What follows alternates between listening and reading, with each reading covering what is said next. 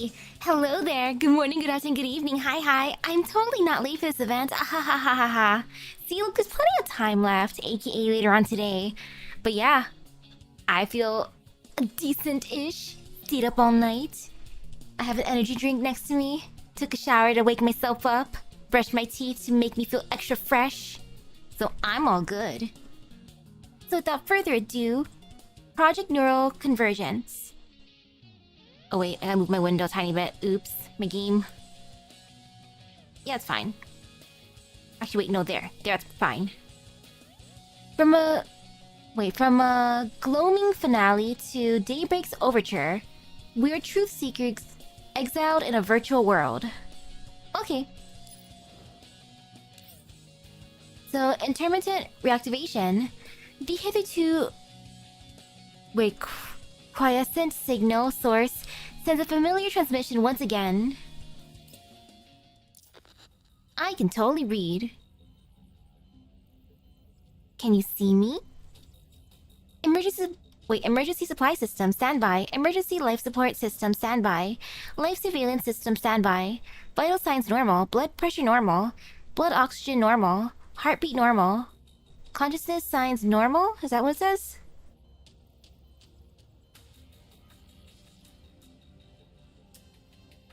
What you're looking at is the consciousness digitalization interface. But you don't need to worry about that. Let me handle that. Your mind will be digitized into neural cloud data, just like a doll would. Deep breaths.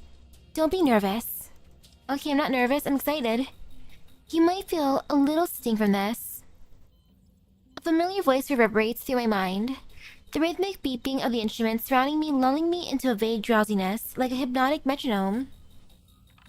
Through the blur of the digitalization interface, I see a silhouette of a gentle pink working away in front of the control panel.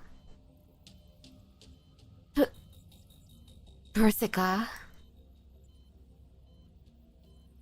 Don't think unnecessary thoughts. You keep an eye on her metrics. Hello, I know, it's so early. Nah, I didn't even sleep. I was just updating my stuff. Ah, yes. Why does this feel so familiar? Gah. Oh, the feels. An indescribable, suffocating feeling closes in around my throat. The images before me twist and distort, as if reality itself was on the verge of collapse. Exile, look. You're...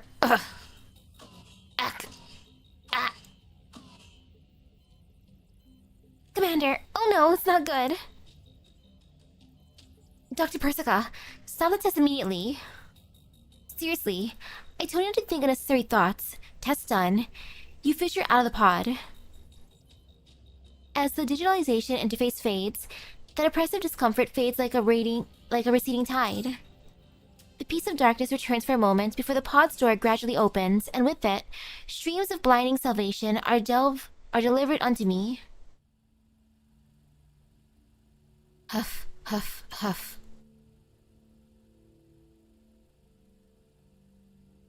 Oh dang, okay. Aw, that means none of the event's voice, probably. Shoot. You know, I'm prepared. I have an energy drink next to me. I have some water. Oh, we got 5 hours in. Nice. Ooh, what kind of food are you thinking?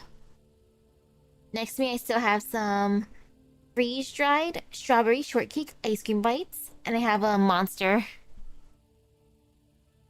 Commander, are you alright? I'm good. Breathing's just a little difficult. Oh, this is what Persica looks like. She looks so eepy, I feel for her. I'll adjust the equipment once more. We don't have much time, so wait a little bit before we give it another go.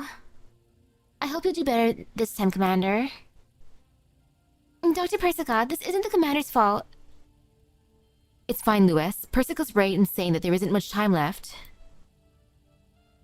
How are Gross and the others? Ooh, fry sounds good. I peek at the command terminal stationed not far away. The dense error messages paint the screen a bloody red, leaving trails of fresh murder on the members of Groza's squad. Fresh murder. Leader and the others are only getting worse. The virus is corroding the neural clouds. What of the Elmo? No good. Mealing's face darkens like an overcast sky, and I can only shake my head. A feeling of helplessness wells from deep within. Most of the Elmo's electronic controls are inoperable, but we may still work with mechanical means. Since we're not the manpower, making any precise maneuvers is simply impossible. However, I've hidden the Elmo within some ruins in the Yellow Zone for now. Who died? My sanity. It's 3 a.m. for myself. I didn't sleep yet. All I did earlier today was shower, brush my teeth extra good. I have an energy drink. I'm alive. I gotta finish this event before work. I work in 4 hours, so I got this. So there shouldn't be any major problems. Lewis reassures me in mailing, passing me a warm drink. Commander, here's some coffee. Caffeine should help ease the discomfort from digitalization. Oh yes, coffee. Actually, I don't have coffee. I have a monster. Let me just sip my monster then. Wow, thanks, Lewis. So nice for her. I have a Monster Energy Ultra Wild Passion flavor because it fuels my passion.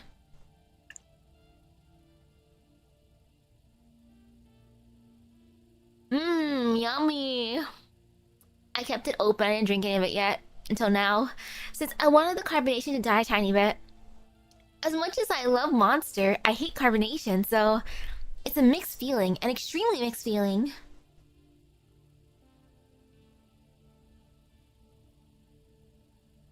Ooh, how's the daytime? How's the sun? Thanks, Lewis. Right, I forgot. Welcome back. Yeah, I'm back, Commander. Mailing, here's your coffee. Dr. Persica, I'll leave your coffee here by the controls. Without as much as turning around, Persica continues to focus on adjusting the pod, as if the world that existed around her was of no consequence. Wow, this sure is a sophisticated cup of coffee. The froth on the top looks like a tin soldier. Phew. I could definitely use a pick-me-up. Go. After a single sip, Meiling's entire body freezes as her expression teeters on the brink of losing control. Mailing? I felt immediately intuit cause and effect, only taking a swig of the liquid in my cup instinctively. A wave of overwhelming sweetness explodes within my mouth like the universe born anew, eliciting soundless protests from both my throat and taste buds. Ooh, that actually sounds kind of nice to me. I like sweet coffee. Yum. I got careless. It's fine, Mailing. You can spit it out.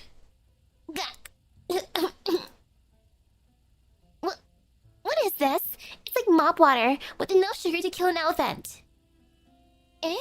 Oh. Sorry, I instinctively made them according to Dr. Persica's taste.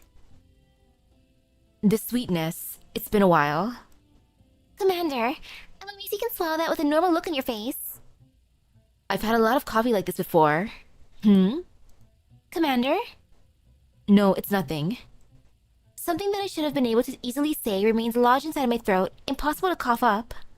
No matter how I delve into the dusty corners of my memory, I failed to grasp the reason that should be so obvious. A now erased shadow of something is entrenched in my memory. Enough chit-chat. I had a look over your data. Congratulations, Commander. Your data meets the minimum requirements for digitalization. We did have a minor incident just now, but it shouldn't interfere with your digitalization. Of course, if you don't want to feel that pain again, don't let your mind wander during the process. Persica puts down her terminal, downing the much too sweet coffee as if replenishing energy after using up too much of her brain power. Amazing! Ooh, one time, your light blue, and the store didn't have any normal bulbs, so you replaced it with a weird solar power light thing. And whenever the sun comes in through the window, the light turns off, and you can't turn it back on. It will just turn itself back on when it gets dark. So the only light right now is the sun shining through the window. Dang! It's forcing the natural light on you. Sheesh. Amazing. I stare into Persica, waiting for her to finish her coffee. She seems to pick up on my intent. What is that? Give it to me straight. Tell me why Gross's squad and the Elmo were infected with a virus while out in the field. Tell me why you made your way here. The moment we restored power, you contacted us directly and even came here in person. That just isn't how you do things, Persica. How did they get infected? What happened? I feel like I'm missing so much information. Especially considering my current situation, you shouldn't be showing up here. How much has the infection progressed? Only up to level 2. No contact with level 3 yet. Krolik and Kof are getting the worst of it. Their infection rates have both passed 30%, and they'll probably start intermittently shutting down soon. Then, they'll go into sleep mode. Got it. Persica puts down her mug, sighing deeply. A week ago, 16 Lab observed a special virus that targets doll neural clouds. No, artificial intelligence. It propagates extremely quickly, replicating by assimilating, absorbing, and replacing the data of dolls or AI. 16 Lab has given it the name of Entropy. Entropy? That matches its behavior as you've described it. Can it be removed? Not as of right now. 16 Lab, ILP, and 42 Lab, which Lewis is stationed at, are researching antivirus programs and firewalls. But the virus internally evolves according to data that it consumes, and takes the form it takes in every doll is unique. Researching every instance would be a Sisyphean task. If we could find a source and reverse engineer. Yes, that's one way. That's also where this piece of equipment comes in. Lewis will explain the rest. You're the one accountable for this. It's your job. Okay, Lewis, teach me. Persica returns to her coffee, closing her eyes and giving Lewis the floor. Where do I even start? Commander, have you heard of the Magracy Cloud? Magracy Cloud? Some kind of super advanced cloud storage? The interpretation isn't necessarily wrong. The Magracy Cloud is a super server that 42 Lab, where I currently am, is working on. With some fees and somewhat complex request process, governments, enterprises, and individuals can all use it to store and process data. This of course includes 42 Lab's core project, Project Neural Cloud, which is inextricably linked with the stalls. Project Neural Cloud, the study and backup of doll neural clouds.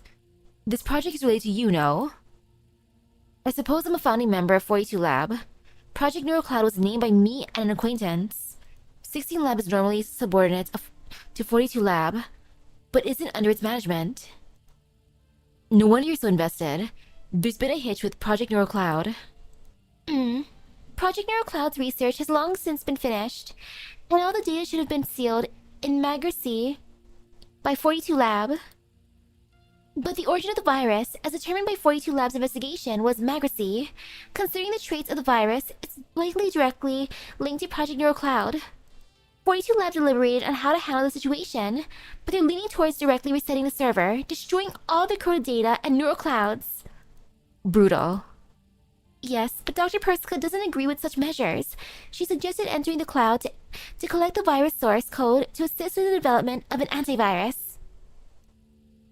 There aren't many supporters of this option in 42 Lab, though.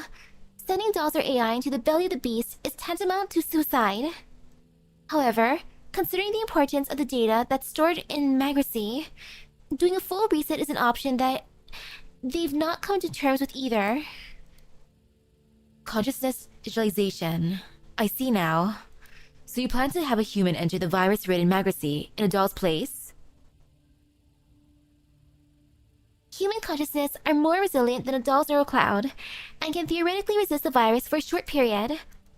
But they're only more resilient. The damage caused by a major infection could be more severe than what a doll would sustain. So, Commander, you can turn down this request. How long can Gross and the others hold out with the way things are going now? I look at Persica. Only she can give me an answer for questions of a technical nature. If they remain in sleep mode 3 days, 1 day otherwise. After a day, the virus will enter the level 3, and the neural data will be written by the virus. Then Leader and the others will never... The decision is yours. The risks are massive, and if you say no, I'll immediately leave to pursue another solution. I object. The empowered metal door is shoved open, and Groza stumbles into the ops room with her exhausted frame in tow. Leader, you can't be moving about right now. I'm alright. Commander, I object to you entering the cloud. Don't take risks for us. You've more important... But Leader, you and the others will... The commander's safety is more important. Persica, I have one more question. Go ahead. Why me? The official answer, not every human is fit to enter the cloud. Mental fortitude and a strong will are necessary for consciousness digitalization. Plus you're the main character, so you gotta do it anyways. The not-so-official answer, well, this isn't a request from 42 Lab or 16 Lab, but a personal one from me. I need someone I can trust. Because I promised 2 important friends that I would protect Project NeuroCloud, Magracy, and things adjacent. Of course, there's another reason. I need someone who can cooperate with Lewis in the cloud. With Lewis? As a member of 42 Lab, Lewis possesses a certain level of permissions in the cloud. For various reasons, her viral resistance is stronger than the average doll's. As Lewis's former supervisor, you should be able to work with her well enough, yes? Huh? Oh. I understand. Commander. In my current state, what do you think would happen if I lost all my dolls in the yellow zone? But... If I were to lose you... I may very well have nothing, not even the ability to leave with the Elmo. Since every path is filled with risk, I'll simply choose the one that aligns with my ideals most. Persica, I trust that you prepared sufficient compensation. Naturally. I'll accept this request. Very well. This might be a personal request, but the Magracy Cloud is still subject to 42 Lab and IOP supervision. I don't think I need to elaborate on how sensitive your identity is. I'm honored to be the center of attention for so many. So you'll need to enter the cloud with a disguise. You have to take the role of someone else, so no one finds out who you are. It just so happens that Lewis and I have found someone in 42 Lab's database with the exact same name as you. Wow, another Misaki. The exact same? Yes, a coincidence to be sure, but a welcome one. Would you say so, Lewis? Yeah, what a coincidence. Are you absolutely sure it's a coincidence? Persica does not grace my quip with a reply, only placing a silver pin in my hand. In this pin is a fabricated ID that'll allow you to be seen as someone else, entirely in the cloud. But you'll have to watch your speech and mannerisms. From now on, you're to be referred to as the Professor. Project NeuroCloud's Professor Misaki.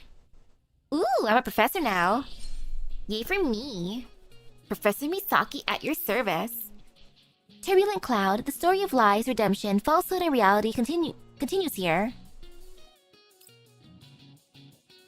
I am ready for this. I'm Professor Misaki. In a billowing tide of zeros and ones, the shapes of the world twist and transform into visceral shards. My body is ripped apart and put back together by formless forces, my consciousness drifting between my husk and the streams of data like a leaf upon the wind. Even the rhythm of breathing seems like a foreign thing now, left open upon some faraway boundary between one's reach. Is this the world that dolls see? Huff, this is worse than a hangover. That coffee lunatic didn't tell me I'd have to go through this. The moment I fully lose control of my body, a warm pair of hands land on my arm. Professor, can you hear me? Don't think about how data breathes, or what shape your body feels like it's in. Just leave it to instinct. As Lewis urges me, I take a deep breath, forcing myself to calm down. The tearing pain recedes like an ebbing tide, and the discomfort about my body eases greatly. Huff, I don't want to go through that ever again. My body still feels a little unwieldy. Looks like I'll need a little time to adjust. You don't seem very much impacted, Lewis. My neural cloud is made of data in the first place. I don't need a conversion process. And it's not my first time in the cloud. As a 42 lab manager, I have to find myself between the two worlds. I see. How is it working at 42 Lab? I thought you would have returned to being a toy designer after leaving Griffin. Eh? Well, it wasn't quite what I expected, but some of the projects I've worked on in 42 Lab are related to toys. My skills haven't dulled one bit either. If you want, I could give you a couple of new toys, Professor. Really?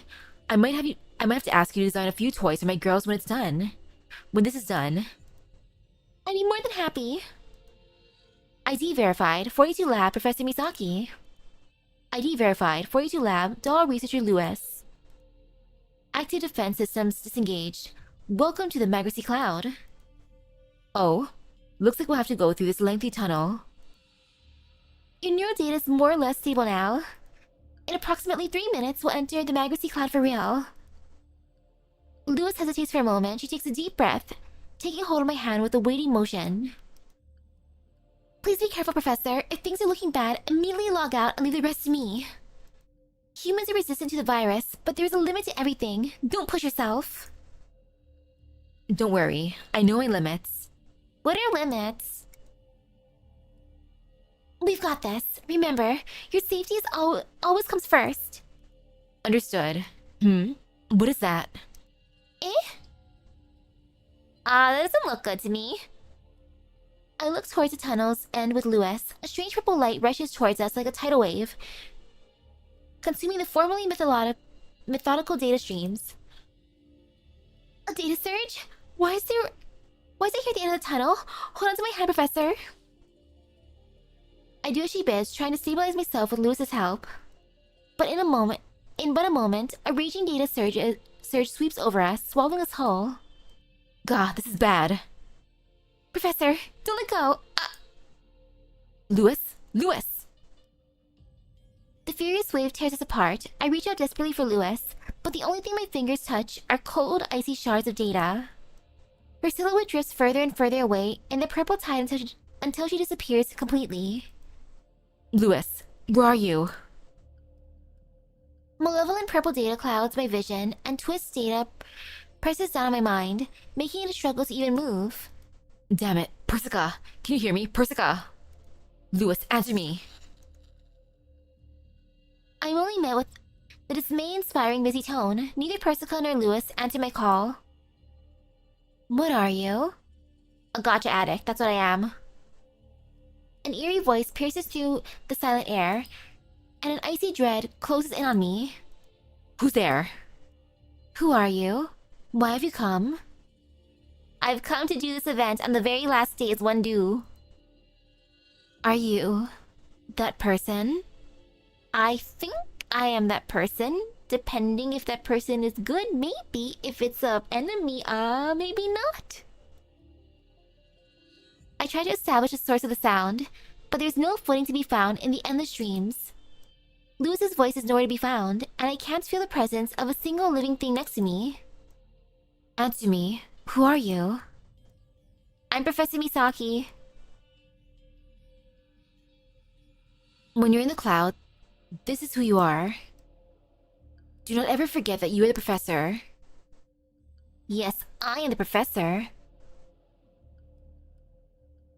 Oh wait, in here I should be using a different voice, because technically I'm using the idea of someone else, a different look and everything else, so I am the professor. Professor Misaki, at your service. An uncomfortable atmosphere fills the void, like the calm before the storm. I'm seized by a sense of foreboding. I instinctively raise my arm, trying to fend off the unknown. The professor, huh? Found you. Professor, welcome to a world of data. Eh? Wait, you are the professor? Oop. Before I can react, a wild surge of data pounces on me like a great beast, carrying me into the bottomless abyss. My body is torn apart as my consciousness scatters in the stream, like my soul being flayed away from my body, plunging into endless darkness. Damn it, my body, I can't. Surges of data collide with my consciousness, and I begin to lose grip of myself. Falling into nothingness, and the world begins to blur. There's no place for me here. I have to find an exit. Where's Lewis? Where's the end of the tunnel? Who exactly am I? Consciousness comes and goes in the rapids of data, sometimes clear and sometimes murky. Finally, darkness arrives. Just as I'm about to be consumed by the waters, a familiar pink light pierces the gloom, tightly wrapping itself around me. There you are. Hold on to my hand. The voice is gentle and familiar, carrying with it the faint scent of coffee and a certain wildflower. Just who... No matter who it is, they'll be my saving grace before I fade away. It's good to see you again. It's so good to see you again. Nura Cocoon, initialize. You... who? I fully black out, entering endless silent sleep. Imagine sleeping.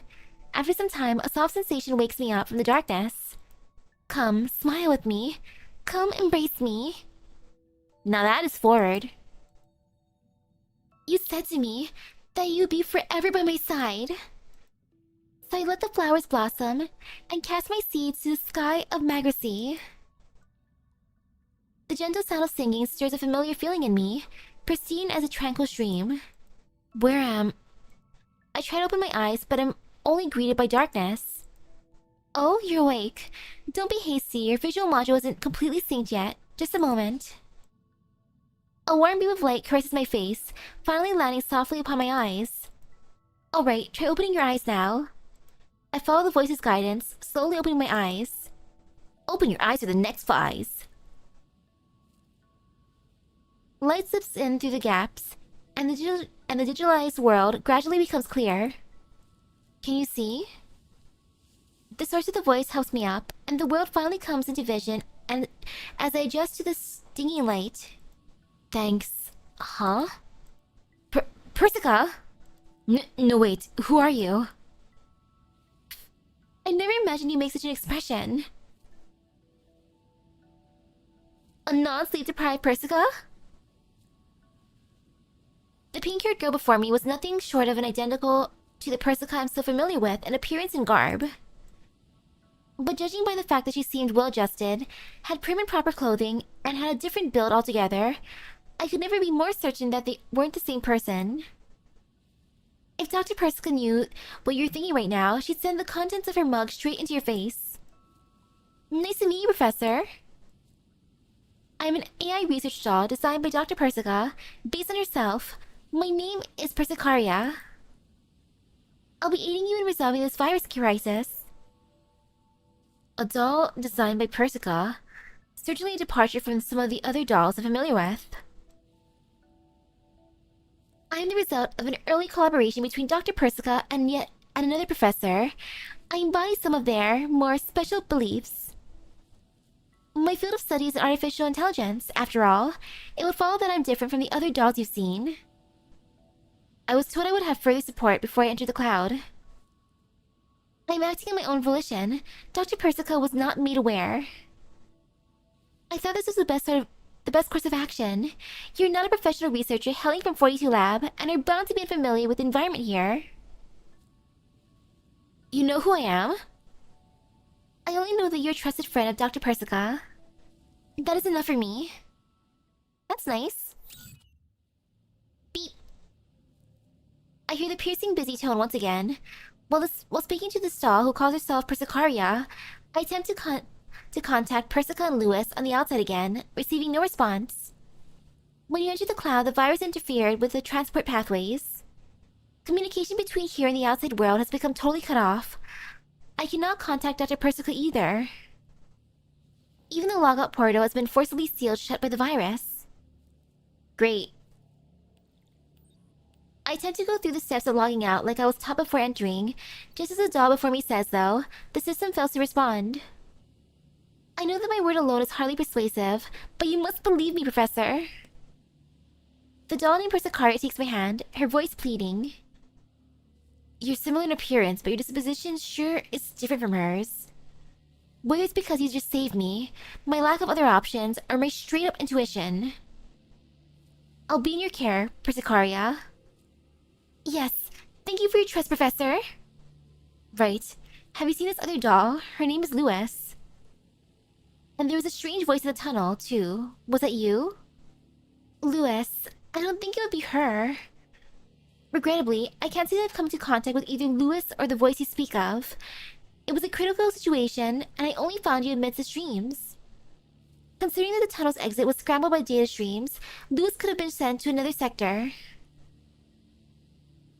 Far from a fantastic start. Lewis is quite familiar with the cloud, though. She'll likely be fine. I'll be keeping an eye out for Lewis' whereabouts as I assist you. Please do not worry. Got it. So how do you suggest we begin our investigation on the virus? We'll need to ascertain exactly how dangerous the virus is and gather some information about the current state of the cloud. We do have an opportunity available. I can sense a large aggregation of operants ahead of us, most likely in a nearby sector. If we speak to the agents there, we should be able to acquire some clues. Sector? What are those? And agents? Sectors are the regional units that Magracy is composed of, each containing data of enterprises, groups, and even individuals.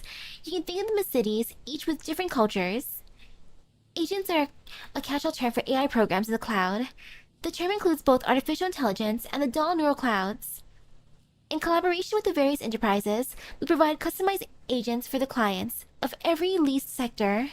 The agents then are used for research and data management purposes. Hello, hello. What's up? Finally going to this event. Before work as one do. The indigenous people of this world, I suppose. The Rosa sector is up ahead. Though the operant fluctuations here are very strange. They must be under a virus attack, no doubt. Allow me to share what I can observe with you. Persicaria tapped slightly, and a moving image unfurls before me. The strange purple organism flails its tentacles. It's a tentacle monster. Bringing ruin however it pleases, sending fragments of data scattering in all directions. Agents desperately flee from ruin to ruin, their despaired cries shattering the cloud's usual silence. Whoa, the firewall's been breached! Help! Someone, save us! My leg, it hurts. I can't move. Don't worry, I'll help you. The firewall in the sector has been breached already. If this continues, the agents will be devoured. The tool Dr. Persica gave me are for extracting data from virus-afflicted corpses, right? Yes, only by destroying actual virus entities can we safely extract core data. If we were to play it safe, we could instead find entities that strayed from the rest of the group. If that's the case, there's only one thing left to do. I check my sidearm, its cold metal still realistic to the touch, even in the cloud. A reassuring sense of familiarity. Come with me, Persicaria. Wait. Already in the move, though you're never one to hesitate on such matters. It is good to fight alongside you again, Professor Misaki. Again? What does Professor Misaki like it? Ooh! It is a tentacle monster. I want to punch it in the eye.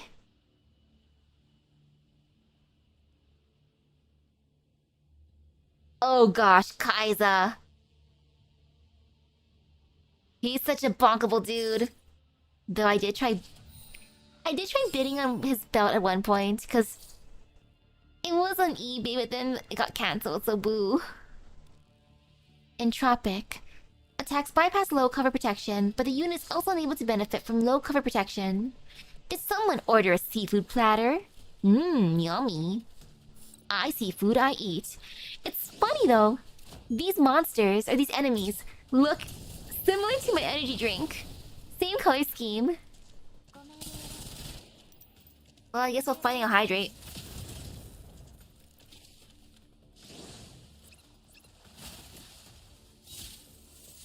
Another sip of monster.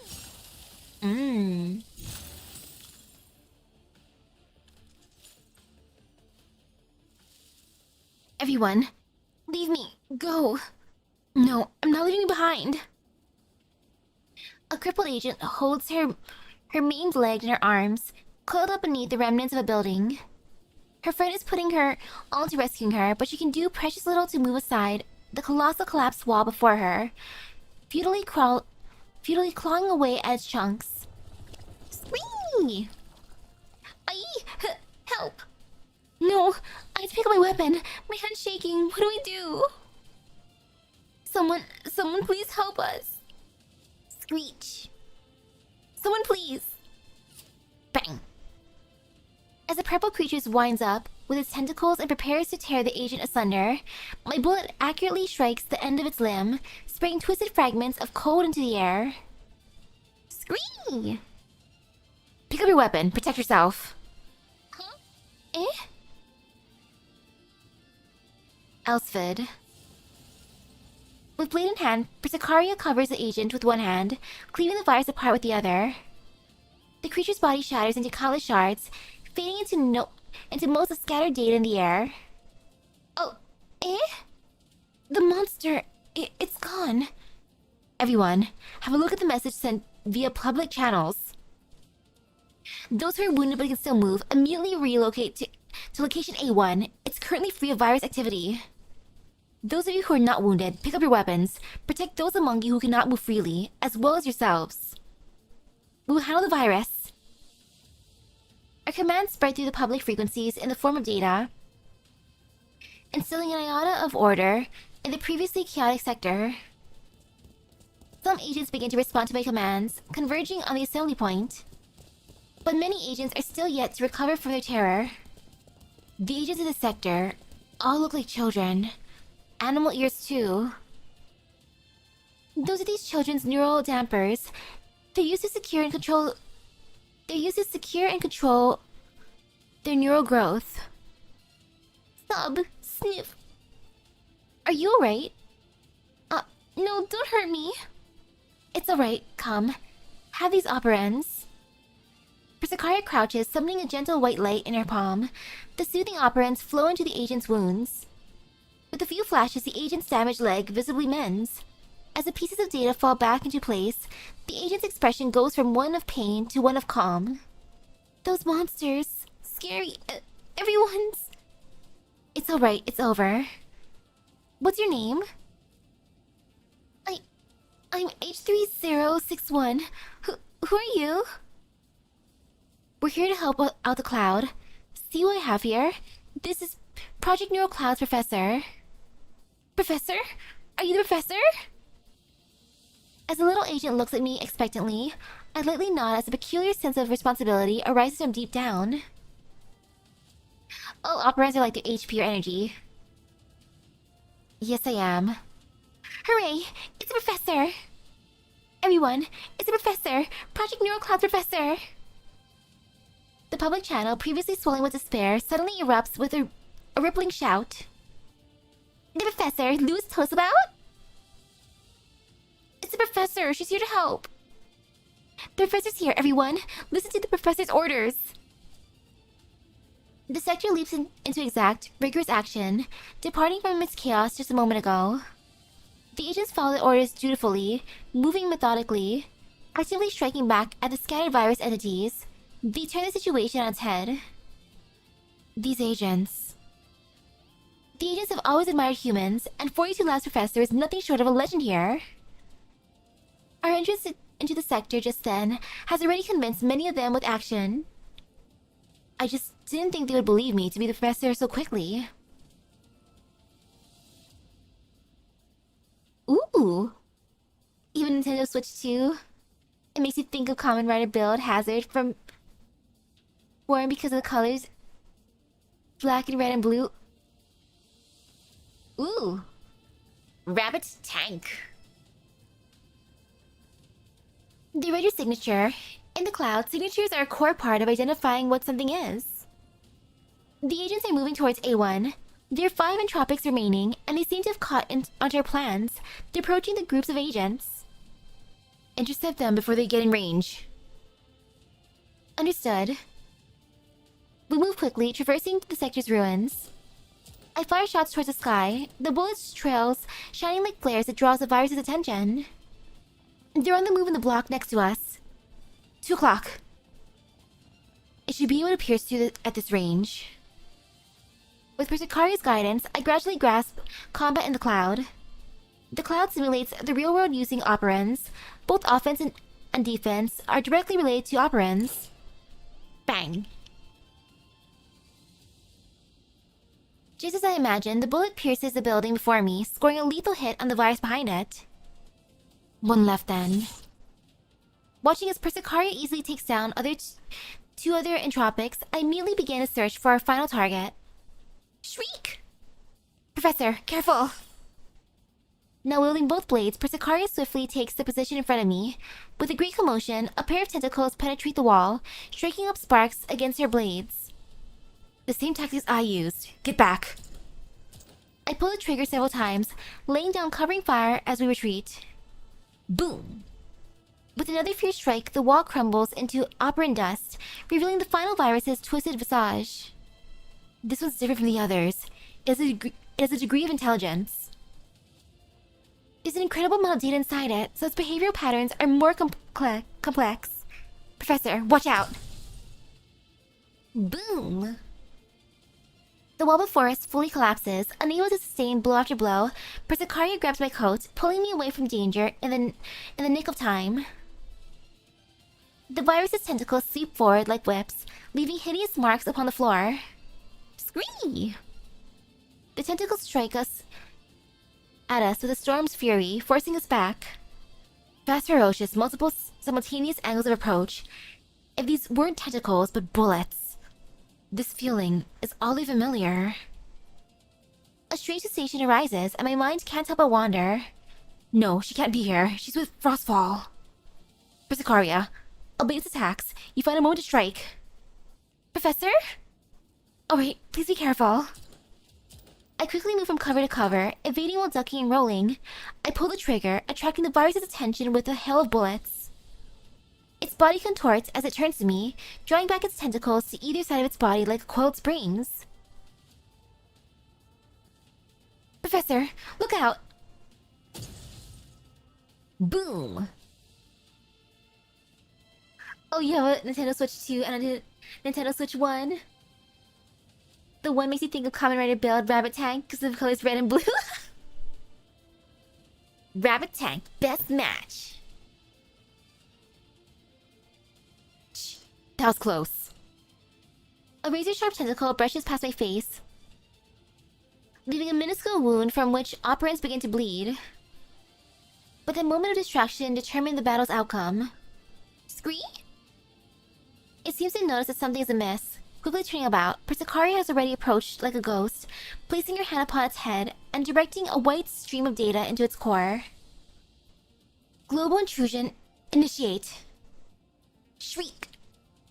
The virus's body unceasingly writhes and convulses as the white stream of data flows into it from Persicaria's palm, as if it were suffering great pain. Apologies. With a flash of steel, Persicaria's blade accurately severs all the virus's tentacles. Its body laden with wounds, the entropic falls to the ground like a sack of potatoes, no longer able to act. Target incapacitated. Data remains intact. Professor, now's the time. I quickly produce the instrument. Persica prepared for extracting data, stabbing it into the virus's body. The device boots up with a humming sound, extracting data like a fluid as the progress bar quickly fills up. Looks like Persica's gadget works fine. Virus analysis complete. Data insufficient. Encrypted module detected. Decryption incomplete. Experimental serial number SIC-012 on semi-biological carapaces and bionic brains. Artificial blood and prosthetic heart research priorities. The virus is actually another string of data? Semi-biological carapaces and pain similar to humans. This data is so familiar. Another, even stronger sensation of familiarity arises. The feeling that this virus isn't a simple string of malicious code, but a T-doll holding a shotgun. Aww. Kamen Rider Metal build tank form.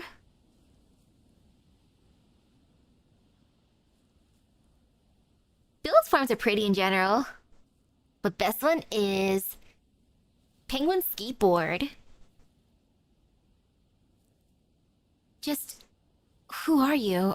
Even your combat style is the same as hers. Professor, you are back. Everyone missed you. Blurg, talking all proper really does suck. It even talks like Lind. It hurts. I can't move. This body's a pain in the ass. But it's alright. We'll meet again soon. Professor, careful.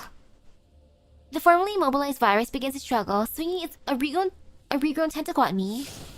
Persicaria is a step ahead, pinning the creature on the ground and driving a blade into its core, ending its existence. Persicaria, you're here too. Professor.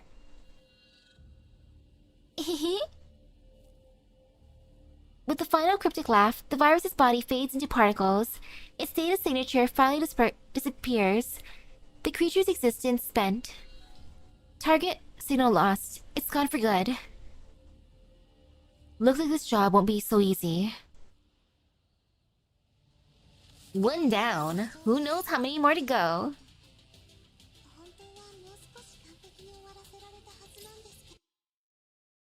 Confirm since I want to read the description.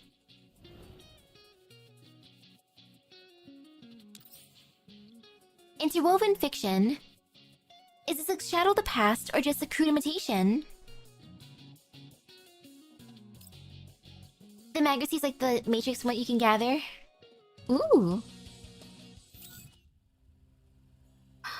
Oh, you watched a GMM video in which they ranked which restaurant has the best fries? That's how you decide to get food from it later? Smart. That's how I decided on a fast food salad at one point. Because I'm like... At one point I thought to myself, I wanna try a good salad. And then they happened to have a fast food salad video. And that's how I decided. Like, okay. Time to go to Jack in the Box. Like, sorry, spoiler alert. But that's the one that interested me the most based on their review. Yum. Oh man, I still gotta watch Zio. I'm gonna watch that after Amazon's. No, there's no response from the system. Nothing from either Miss Lewis or the commander. Even my permissions are locked down. Has the cloud become a black box yet again? Leibniz. How's the situation with 42 Lab? They detected the changes in the cloud too. Your smoke and mirrors might not do the job for much longer. Perhaps canceling this mission is the safest option. With prayers locked down, we can't initiate a forced lockout from the outside. If we unplug the pod... No. If the pod malfunctions, the commander's consciousness won't be able to return to reality. It might even be confined to the cloud forever. But how? Then the commander... There's nothing we can currently do. I tried every backup communications protocol we have. Even 16 labs' emergency channels, none of them worked. The cloud is sealed better than we imagined, or maybe the virus is strengthening itself. She only have herself to rely on in there. All we can do is believe in her. A deathly silence sinks over the room. The red lights upon the screen blinking like frantic heartbeats. Leibniz. Help tie down the people at 42 Lab for me. Mailing, keep an eye on the commander's metrics. And tell Groza to prepare to survey the surroundings. I've got a bad feeling. Professor, please respond. Professor, can you read me? This is Lewis. No matter how many times Lewis calls, the only answer she receives from her terminal is silence, with the occasional low hum of the data streams. No good. I can't get through to either the professor or Dr. Persica. Just what happened in the tunnel. I'm not quite where I expected to arrive. And the person who interfered is there. Or in there. And then there's a virus too. What do I do? The sudden turn of events throws Lewis into a panic. She paces back and forth in the empty wilderness, balling her hands into fists and trying to restore order in her mind. She takes a deep breath and slaps her own cheeks sharply, forcing herself to calm down. The New York sector should be right up ahead. I'm sure the professor is trying to gather intelligence and meet up with me. So I should just do the same as the professor? Lewis Lewis's steps gradually slow, looking at the sector before her in disbelief. Are you kidding me? This is the New York sector, right? A great opening had been torn open in the once formidable sector walls, constructed brick by brick from data. Its edges are broken and dilapidated, as if gnawed upon by some titanic beast. Yummy walls. Purple entropic fluid seeps from the gaps. The fallen bodies of the viruses litter the grounds. The gnarled remnants of their tentacles still lightly convulsing. Countless agents are strewn about the place, their bodies frozen like puppets cut from their strings, terrors writ over many of their faces. Everyone! Lewis quickly approaches. She quickly approaches. Guardedly surveying the surroundings, she carefully navigates the virus's remains, scanning the destroyed sector. The formerly prosperous digital avenues, covered with cracks, the buildings that once were thoroughly toppled, slumbering or dead agents can be seen around every bend and corner, filling the air with an indescribable heaviness. Operants all drained, data all consumed, and everyone's neural clouds. Can anyone hear me? Anyone, doesn't matter who. Big sis, you're finally here. Yes, I'm here. Don't be scared. I'll find a way to save you. Here, let me take a look at your wounds. Hold on. Hearing that there are still agents remaining in the sector, Lewis rushes to the little agent's side without hesitation. She crouches down next to them, lightly propping up the broken body. The agent's lower body has already been grievously damaged, with operants still flowing out from the wounds. Even at this moment, the little agent still holds onto a tattered doll for dear life. Ooh, Exilium has some good music. Wish in the Dark's a fun one. I want to learn the opening for Exide. Exide's so exciting. Big sis, your doll protected me. Why is it so cold? Why can't I lift my hand? Big sis, where are you? I can't see you. It's alright, close your eyes and rest a little. I'll be here. I'll be with you. I'll transfer you some operands. Hold on, okay? Lewis's hand lightly brushes away the dust and code fragments from the agent's face, trickling her own operands in to try and stabilize the agent's neural cloud. But it did little good against the severity of the situation, and the agent's signs of life only continued to slip away. When I wake up, can you take me to see your new toys? It's been so long, big sis. Everyone wants to see your toys. It's so cold. I'm so tired, big sis. The agent's hand falls to the ground, powerless. She lies in Lewis's lap, silent. Yeah, I will. Sleep. Leave the rest to me. Lewis picks up the toy on the ground, placing it back in the agent's hands. She breathes in deeply, fighting back the tears and turning back towards the ruins. Stop hiding. You might look a little different, but you're nothing but the same. I know you're hiding it in the liquid entropy. Show yourself. Shriek. A sinister purple fluid appears from under the ground, squirming as if it were alive. Dozens of virus entities emerge from within, their tentacles flailing in the air as they fully surround Lewis. Their bodies gleam with a strange light, in their eyes is a burning hunger for Lewis's neural cloud. I'm genuinely, seriously angry. I'm never, ever going to forgive you. For these children, for the cloud, I won't let you harm anyone else. Lewis's side is so sad, first thing. Rest in peace, agents.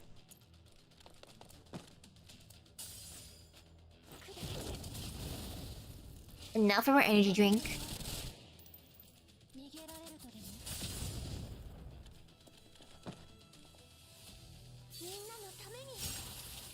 Yum.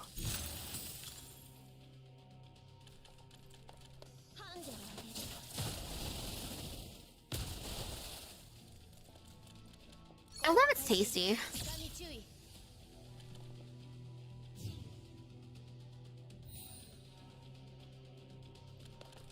Oh, first Kamen Rider was Kamen Rider Ghost, then X8, then Build, then Zeo, and 01 Saber. Oh, Ghost was so fun. My first was 01.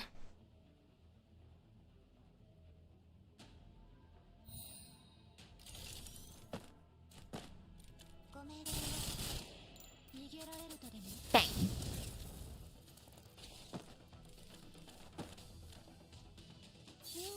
So far, so good.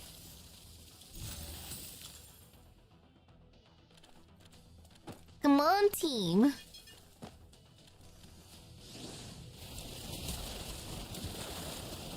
At least it's just 3 turns, it's fine. Not too bad.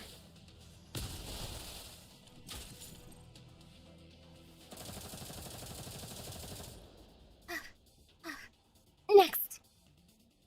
Lewis grips her LMG tightly, its muzzle spewing great tongues of fire, sending bullets forth like rain. The horde around her emits an ear-splitting shriek, madly swinging their tentacles in an attempt to break through her defenses. Lewis is a step faster, dodging an incoming attack with a sidestep. She sprays her weapon, turning the closest virus into Swiss cheese. Liquid entropy spills forth, corroding the ground and filling the air with the putrid smell of data breakdown. Ow, I still got scratched. No, I won't have time to gather any data on the virus like this. There's just too many of them. Lewis clenches her teeth. Her operands are being consumed far too quickly in the continued combat. But neither her emotions nor logic would allow her to back down. None of you are leaving this place alive. Lewis avoids another attack with practiced movements, reaching out and grabbing a tentacle. If it's too much consumption, then screw the gun. Don't underestimate the strength of a toy designer. Lewis easily throws a man-sized virus into the air like a shot-put ball. The entropic lands with a great impact in the middle of the pack, causing a degree of chaos among them. Neurolimiters removed. Let's get it over with. With concern for her own safety discarded, Lewis turns the fight into a slaughter. Dang, Lewis. That's cool. That should be all of them. Lewis scans her surroundings as she catches her breath. The virus had all been taken down, save for a scarce few incapacitated on the ground, their tentacles powerlessly twitching as they hum weakly. It's finally over. Ah, that hurts. At least I didn't use much ammo. Now, if I gather some data from these viruses, that should help with developing an antivirus quickly. The professor's still waiting for me. I better hurry up. Alright, let's start with you. Lewis leans down by the closest virus, taking out the sampling instrument Dr. Persica provided and preparing to use it on the virus. Did I just hear... and percent hashtag and... Lewis?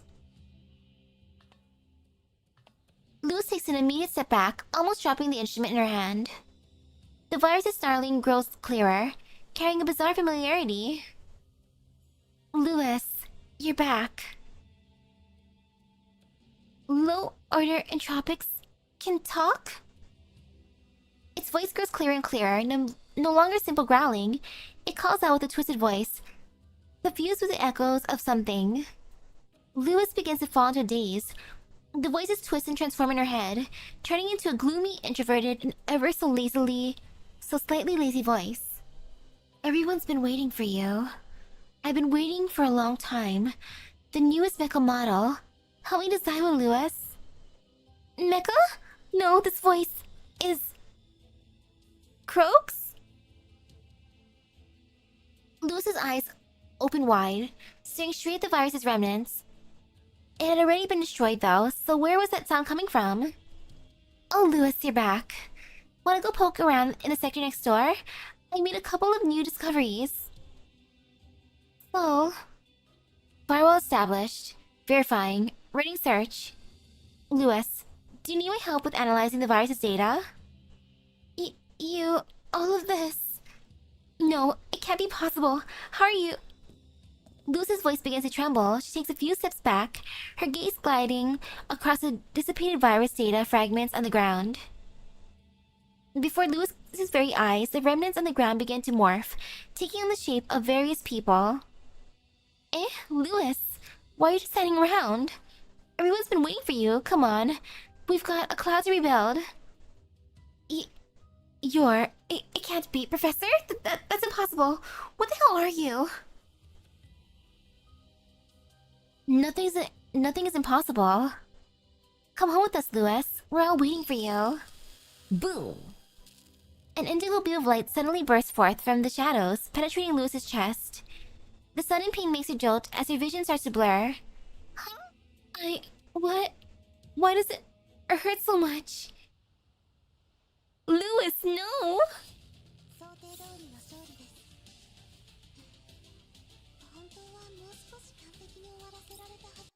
I just met you like an hour ago. And already this. Dang. I do like how it's like little hearts for showing how complete they are. It's cute. Gotta gather all the hearts.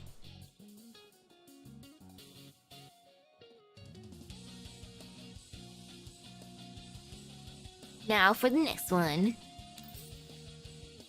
Search for clues. The truth cannot be spoken in this mystery of arrayed ones and zeros. 01, 01, 01, 01.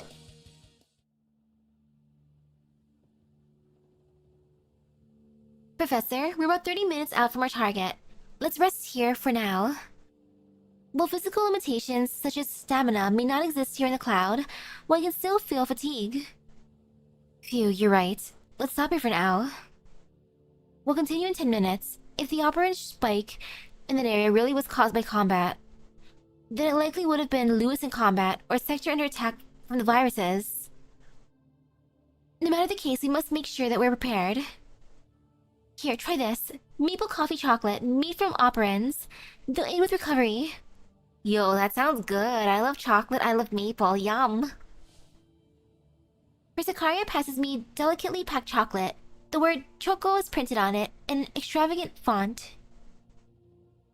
Choco? Is that the brand? Reminds me of a doll who's fond of these. I take a bite. The aroma of chocolate and baked coffee beans blooms in my mouth, immediately waking my taste buds as a warm steam of operans flows into my neural cloud. A sweetness as intense as syrup quickly washes away the chocolate's richness, making me frown for a moment. It's an oddly familiar sensation. This amount of sugar. You sure do take after Persica. Oh, that is so good. Yum.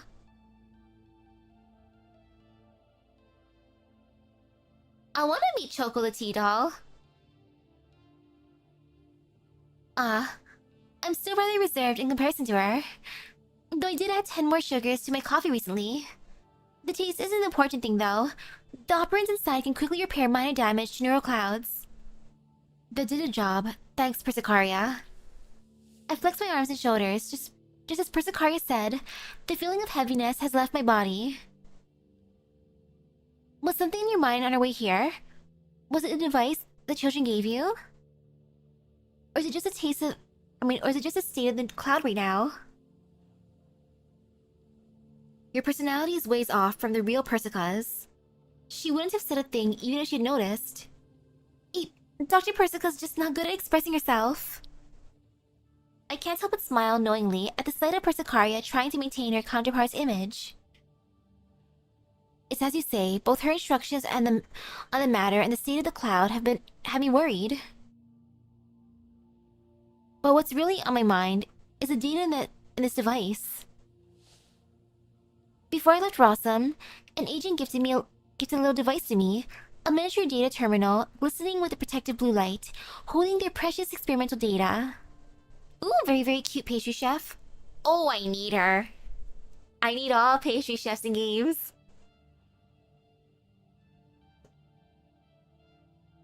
Little agent, H3061. Professor, here's your experimental data. The virus doesn't touch this one bit. It's all safe as can be. Why give this data to me? If you can take this data out, Professor, our mission will be complete. In the cloud, it should be only us agents in Rossum who are still active. I don't think we have the operants to hold out for much longer. It's not time to give up yet. If you rally your defenses, you should be able to resist the attack. Yeah, we won't give up. But if the cloud is ever truly devoured by the virus, so long as you take this data out, our research can help the future agents.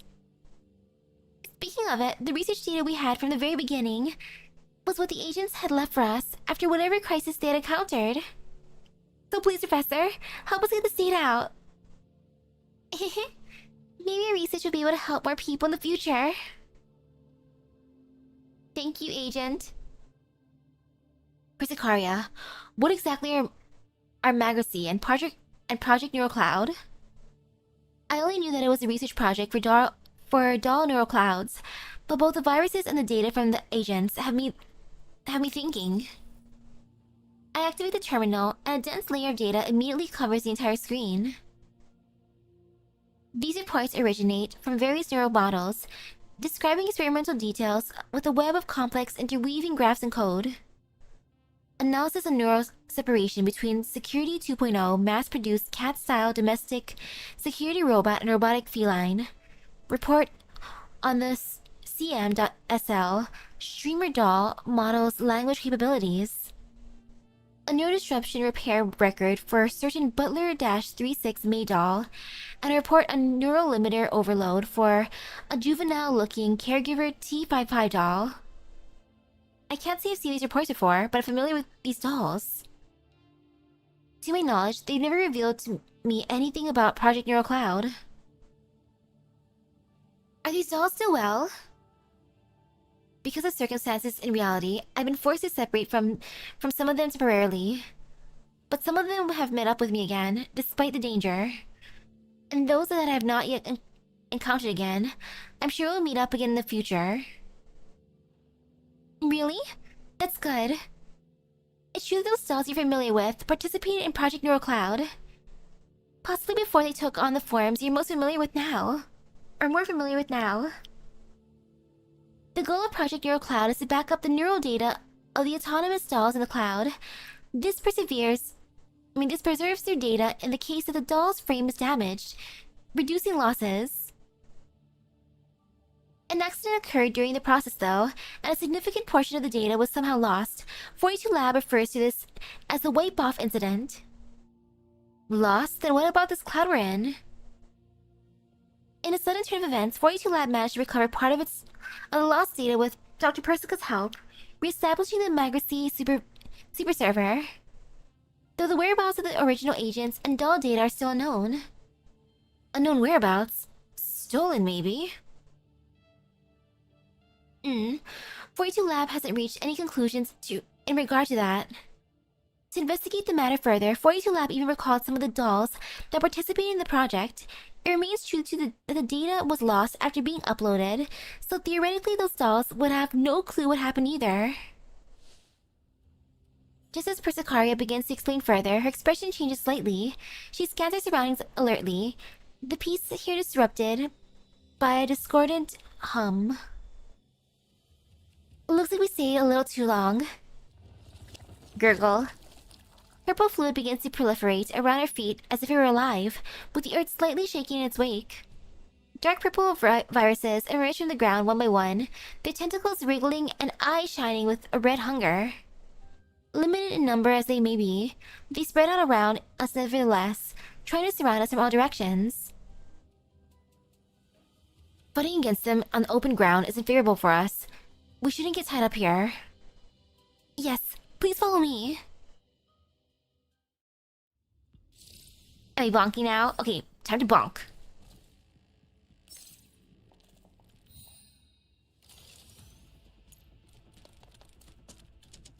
Ooh, I still gotta watch Gap too. I'm almost done with Heisei. And then I gotta properly watch Reiwa.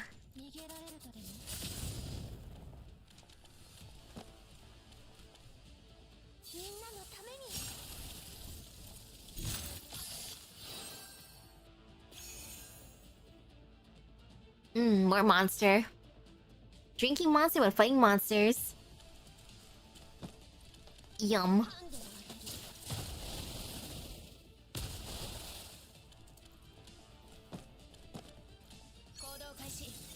Whew. So far, so good.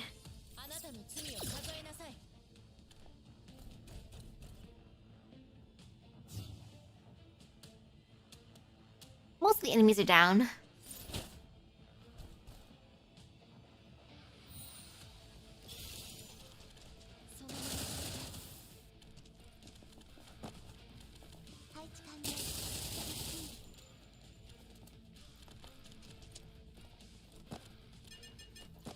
Go, team, go.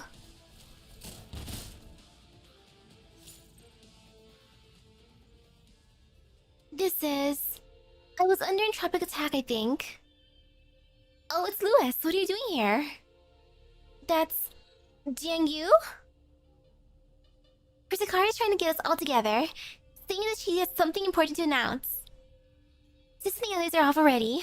Come on, let's go. Full corrosion tea would be faster, probably. Jiangyu grabs my arm with another... Jiangyu grabs my arm without another word, dragging me towards the light. As the light in the distance approaches, I finally see clearly where I am. The oasis, and everyone. Oh, I remember, it's that day. To everyone in the oasis, and on Magracy, I have an important announcement. From today onwards, I'd like to ask everyone to take good care of your research, projects, and data. We'll be sealing this data. After that is complete, Magracy will be conducting a second wipe-off. This plan was agreed upon by the Professor and us, representing the Greater Sanctifiers, Sector Administrators, Exiles, and Guardians. It has been a difficult decision, but it's the best option left to us. Persicaria's words make waves in the crowd. For the dolls, agents, and even Sanctifiers, the arrival of the day remains difficult to accept, prepare as they might. So that's still going to be the way it goes. I guess it's the best we can do. A second wipe-off will decide the fate of the cloud. It's time we said our goodbyes. Oh, dearie. It looks like I'll have to note down the methodology for the serum I created with not on the others. Yes, I'll have to hand over a few of these to the other me. We'll get to go back to reality, though. I wonder if the real me is still with Cess. Even if we aren't together in reality, the connection between us remains. You can expect me to tag along too. Excited at the prospect of returning to the real world, the good friends begin to contemplate how they'll continue their life. My loyal fans, the greatest streamer of all time is about to make a return. I think your fans are all long gone, Kuro. It's been a long time, you know. You got that right. The hell did you say? No, none of that. But we're all dodging one topic. Is this really okay? Lewis? We can return to reality because we're special. But for Sakari and the others... Lewis, this is for the sake of... I know it's because we have to get back to the real world. That's something only we can do. But Angela and Imhotep still have their own dreams. This world still needs the research of Earhart and Xinghuan too. For Zakaria, Anna, Sol, Croak, and the others, they want to be with that person too. But only we will get to. Is it really alright? I still remember the question I asked that day. We are special because we are on our way to do something only we can do. Because in another world, we are... You're what exactly? Who are you? It isn't fair, is it? A familiar deep voice coils around my neural cloud, whispering straight into my ear. The vista of the plaza before me begins to twist and transform. The sunlight dims and the purple shadows creep forth from the edges of the oasis. No, I mean... Am I wrong? You can still see those important to you. In the real world. Even if you're separated, you still exist in the same world. But what of those dolls and the agents who'll be left behind in the virtual world? They've already been forgotten, nothing more than digital dust. We are John Frontline. That won't do. You know what I mean.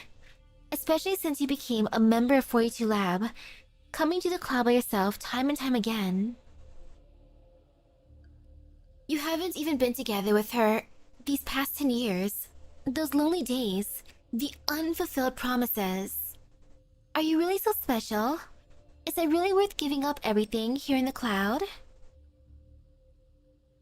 No, that's not it at all.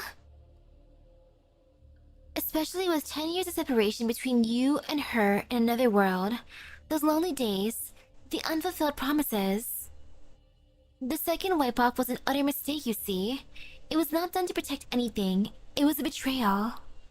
No, it was to protect everyone in the cloud, and her in the real world too. Protect? Look at her now. Have you protected her? You're wrong. We...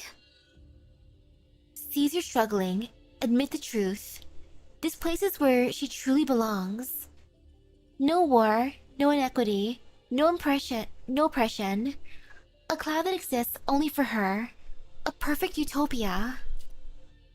The voice forces itself into her head with a magical splendor. The figures before her begin to blur, her friend's smiles contorting.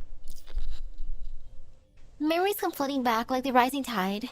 The pain of separation, of unrealized dreams and promises, all weighing down on my mind. Come aid me. Keep her here. Keep her... here? Yes, Lewis. I need your help. No way. You're reading my memories. The neural image you showed me just then doesn't line up with how everyone else used to actually be. You're a virus. Seriously, just what made you realize? If only you were as stupid as the data would indicate, Lewis. Before I could react, a razor-sharp tentacle penetrates my chest. Pain surges through my body like an electric current. My vision rapidly blurs as the illusion of the oasis crumbles into purple void. It's a shame that you never told me what all this specialness meant, but it's no matter. She's already here in the cloud. Don't worry. Leave the professor to me. You'll see each other soon. I'm still entertained being the professor. Yes, it is I, the professor.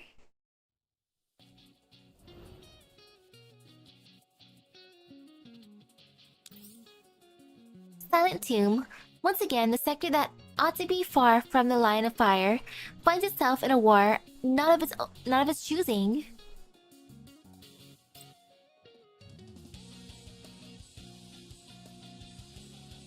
Alrighty.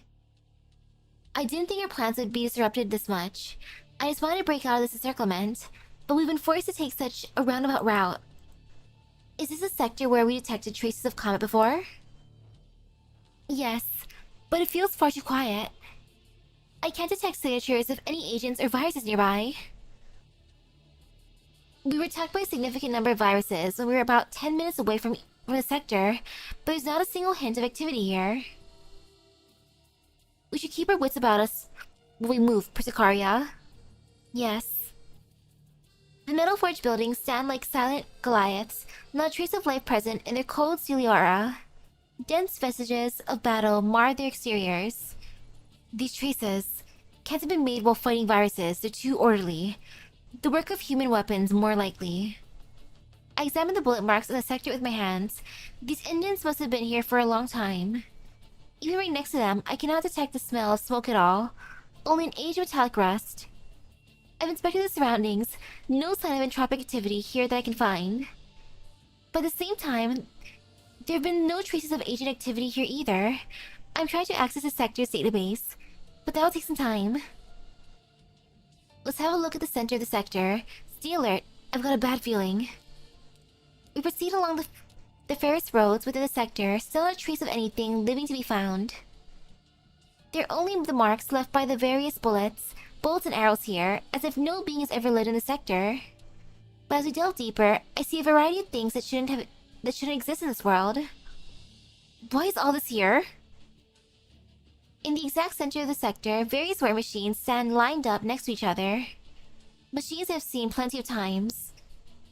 Dinnergate, Cyclops, Neobrute, Typhon, and the imprinted firearms of T-Dolls. I think I have a good idea what this sector's research is focused on. The military-industrial sector, Cyclopses, this was a sector launched by Savarog, mainly used for the research of military products. As the projects this sector worked on were shut down, this became a place for storing military technology of the past. Persicaria finally breaks through the sector's firewalls, accessing the relevant data. Not just government tech, but bounty hunter and Variager gear too. Even this stuff is here. My brow furrows as I pursue combat records between the Elmo and the Variagers. No, it's not just the Elmo. All sorts of records from 2060 onward are collected here. Combat rating, tactical analysis, I can't help but be a bit disturbed watching my own past be tagged and marked by others. How many years of data is here? Does the content of the research here bother you? No, I just think that there isn't much value in studying this. And in this data, there's too many people who shouldn't be involved. All they are in these reports are strings of data. Not even their names are here. I had no plans of telling Persicaria what I really wanted to say, but I subconsciously revealed some of my emotional discontent. She very sharply detects this. Data is just data. The moment it's recorded, it can no longer be changed. But the study of this data and how it might be of use in the future is what the agents here in the cloud focus on. Persicaria presents a new set of data to me. If you're not interested in military-related data, you can have a look at these. These projects are more civilian and might help ease your mind somewhat. Disaster Rescue Dolls Research Records? Research findings on a new emergency response rescue doll based on the FF-Alpha firefighting doll and SRT-8 emergency rescue doll. All parts and modules are made using temperature-tolerant materials, greater resistant to moisture and high temperatures, lowers the likelihood of short circuits or shutdowns in underwater high-temperature environments. This operational model was subsequently modified into a T-doll, imprint model CZ75? Another familiar name appears, and the image of a small yet resolute red-haired doll appears in my mind, or my head. Another doll you recognize? Yes, but in different circumstances. Last time, the dolls that I knew were the subjects being studied. This time, she's a result of research.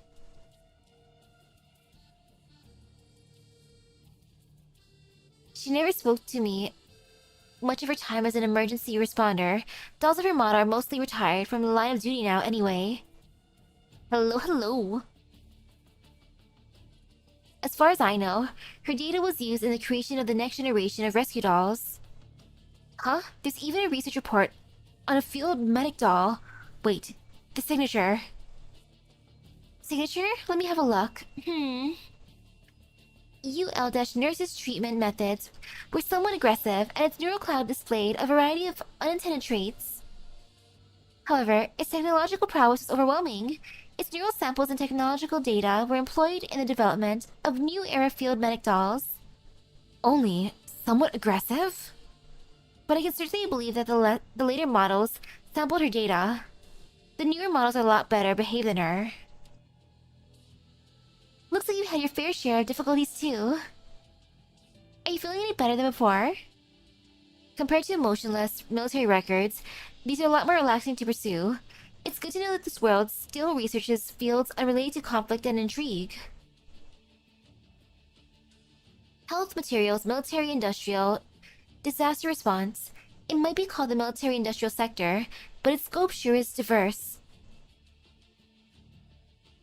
Where did the agents here go, though? I didn't find any sign of virus attack in the database. Even if research here ceased, it shouldn't be completely empty. Did they retreat before the incoming attack, or did their defenses immediately fail? Neither of these two options line up with what we observed previously. Just who was fighting here? As Persikaria said, we could find no traces of fighting at the coordinates where we detected the spikes previously. Could we get a more exact location of the fighting? I'm trying. Professor, I found a doll's neural data. I think it's Lewis. Come on. Through the steel jungle, we arrive at the sector center, a great plaza that starkly contrasts with the rest of the sector in style. A great memorial stands in the middle of the square. A memorial? I slowly approach it, examining the inscribed text. Tasha, is it someone this is dedicated to? Another name. Simo. In remembrance of Cyclops' anguish, the cycle of killing, never again. I take a look at the surroundings. In all of its weighty solemnity, the memorial is surrounded by all sorts of kinds of flowers. These flowers don't appear to be simulated flora, some of them even being made of metal and paper. Their variety brings something of a different air to the otherwise grave plaza. Amidst a sea of flowers around the memorial, we see a familiar figure. It's Lewis. Persikaria quickly closes the distance, helping the unconscious Lewis up into a sitting position. Her face looks exceptionally pale betwixt the flowers. Her neural signal is particularly weak. A lot of noise in her neural operations. There's traces of viral corruption in her neural cloud. She's been pierced right through. I'll treat it.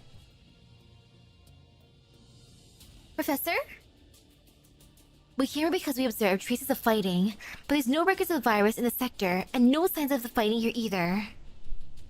Lewis is here in these flowers, but there hasn't been a single bit of evidence of her being here. Persikaria's stance suddenly changes into one of alert. With her weapon drawn, she shields Lewis and me behind her. The path we took to get here is now covered in malevolent purple. A mass of tentacles emerges from the liquid entropy, along with a tide of viruses. The roaring resonates through the plaza, the very air around us becoming viscous and overbearing. Ironic.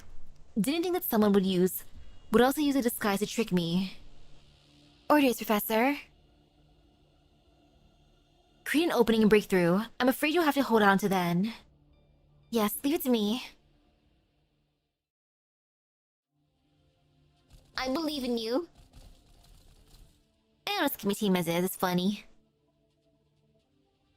Actually, no. Roberta, sorry.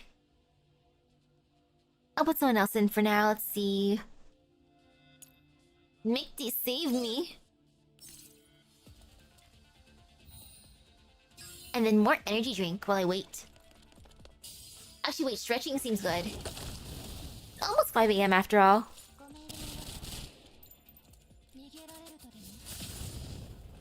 Good stretch.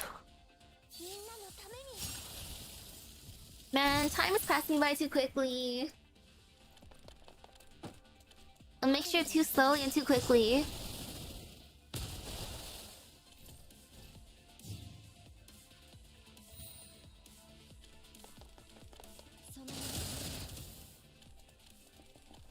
Yum.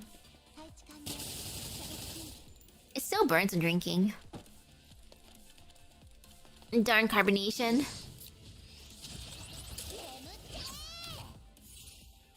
Need to survive.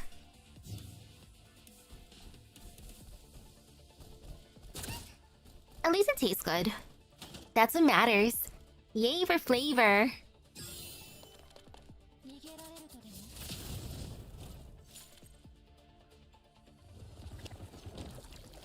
entropic storm without and gradually approaches the memorial, forming a rising tide. Their tentacles wriggle all around us, the acidic smell of corrupted data in the air causing no small amount of discomfort. Professor, my operants can only sustain combat of this intensity for another 15 minutes. There's less enemies than expected on the path that we took to get here. If we consider the trap they set, faking signs of combat. Persicaria, break through towards Rosum. Keep operants in reserve and wait for my call. Understood. At the sight of our attempt to break out, the viruses around us immediately begin moving as I expect them to.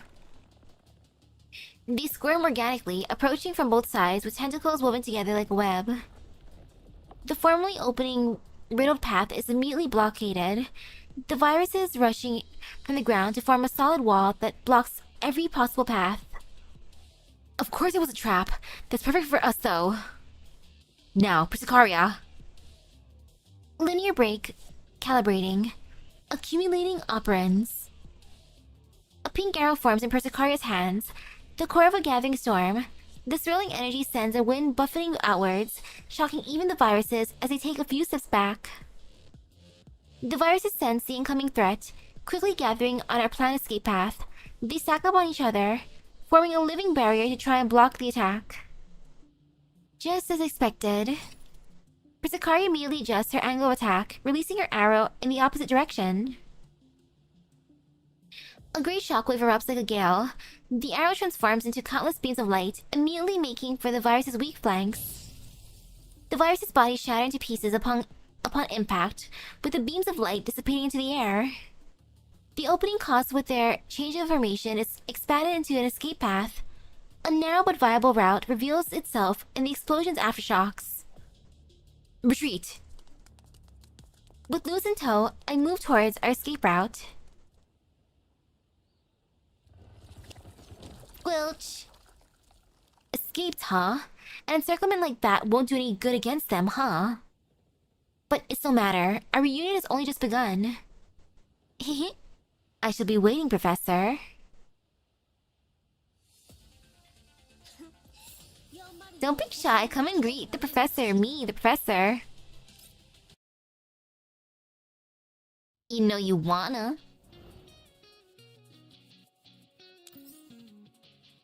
Neon strum. A set of fiery dance steps. A shrill clash. A pair of familiar forms.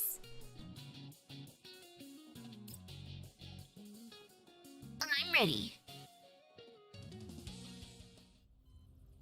Neural data synchronization 90%. Neural integration 100%. Self-diagnostic complete. Neural disruption below 5%. Looks like it did the job quite well. How do you feel, Lewis? Dr. Persica? God, my mind feels weird. This is a normal reaction. You have the memory data of 2 neural clouds inside you right now. You'll need some time to internalize and get used to everything. Because it's all part of you, though. There's no need to worry about any rejection. As for how long it takes, that depends. Jannie was good to go immediately after her self-diagnostic, and Lynn hid in her room, eating nothing but lollipops. Griffin, how is Griffin managing? Helena sent you a letter of intent. Whether you stay or find new work is up to you. Universal Anything Services has an invite for you. They'd like you to continue working as a toy designer. Toy designer, T-Doll. Dr. Persica, what about Magracy, Professor? In exile as planned, it's been a year, give or take. As far as the person on your mind, you'll do well not to bother her. Reminding her of those memories would be ill-advised currently. You don't seem very satisfied. She gave so much for us, and this is the outcome we end up with. For both Griffin and Magracy, there should have been a better ending. Why? No disruption rising. Warning, warning. Why is everything like this? I didn't want to be parted from Griffin or Magracy. No one wanted to. No one. Dr. Persica, Time can't be rewound, but it can proceed towards the future. I have one more job that he's doing. It might help you move towards the future you want. Eh? This terminal has everyone's data sealed inside. Could it be? What will it be, Lewis? I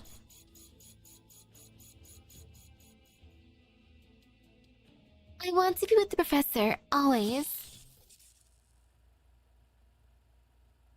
Then you should have let me summon you. Lewis? Lewis, are you alright?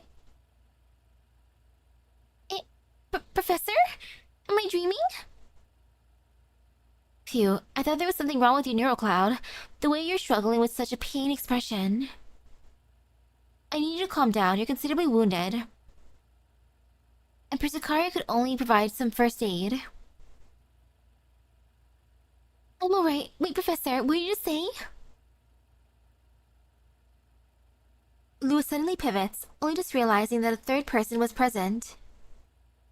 The look in her eyes goes from one of confusion to shock. Her breathing suddenly speeds up. Long time no see, Lewis. Persicaria? Are you real, Persicaria?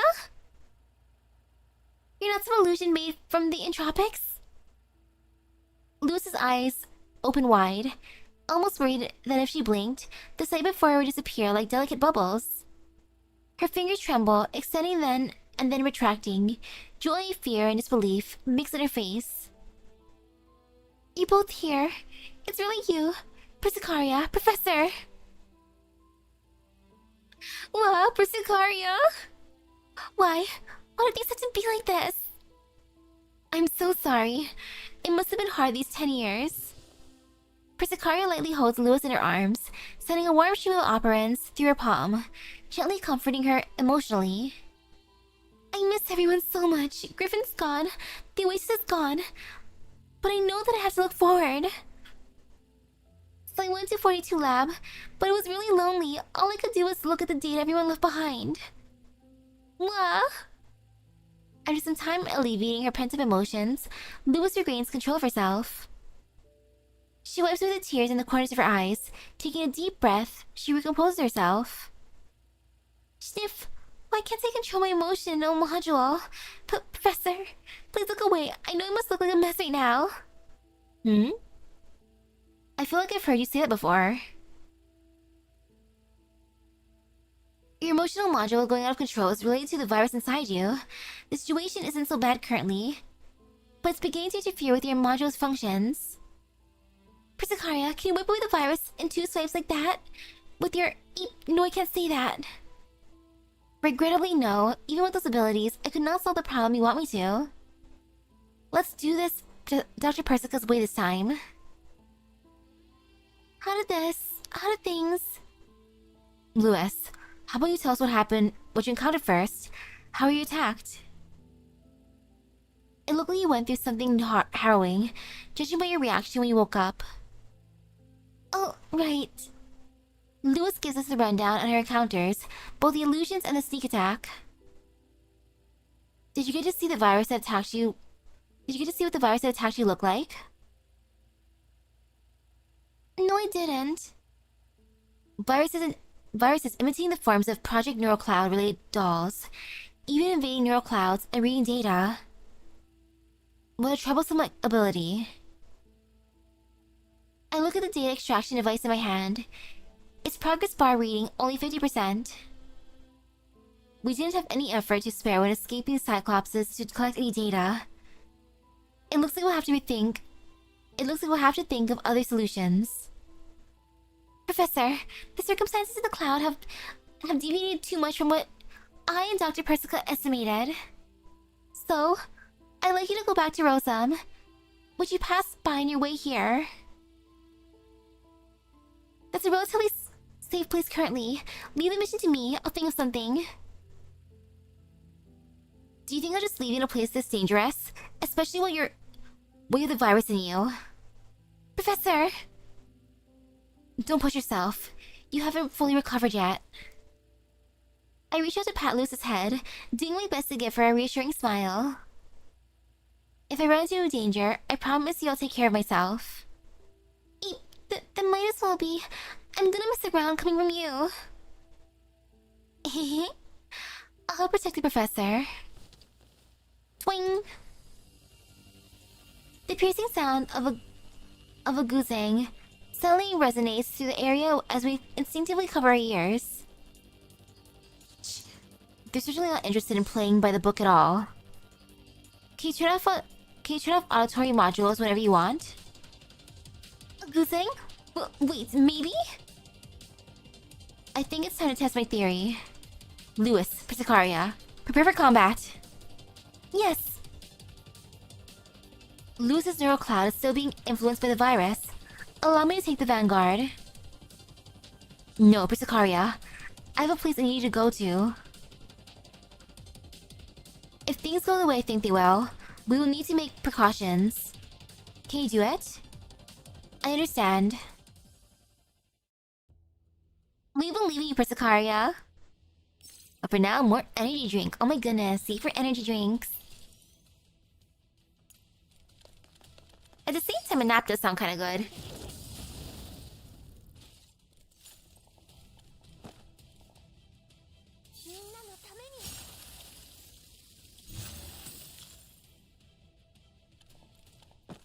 Okay, just one sip for now. It hurts. It hurts to drink, but it tastes so good.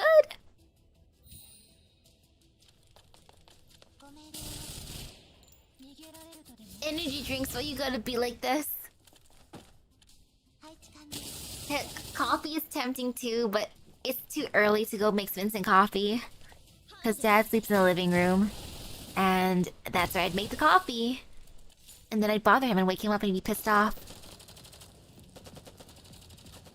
A rain of metal washes away the viruses plaguing the cloud in the middle of the prosperous city. Differing from the way Persicaria and I attack, a light machine gun can intercept a large number of enemies with its fire suppression. It is for this reason that I can employ more flexible tactics with Persicaria. Lewis, 11 o'clock. Got it. Lewis quickly reloads, unloading on the target. The bullets flow like an endless stream, tearing apart any entropic who dares approach. Scree!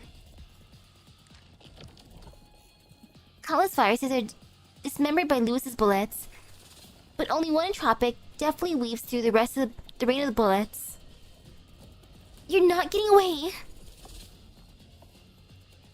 Lewis takes aim again at the entropic threatening to break through the lines. It moves with a dancer's grace, moving out of Lewis's reach with a swift motion.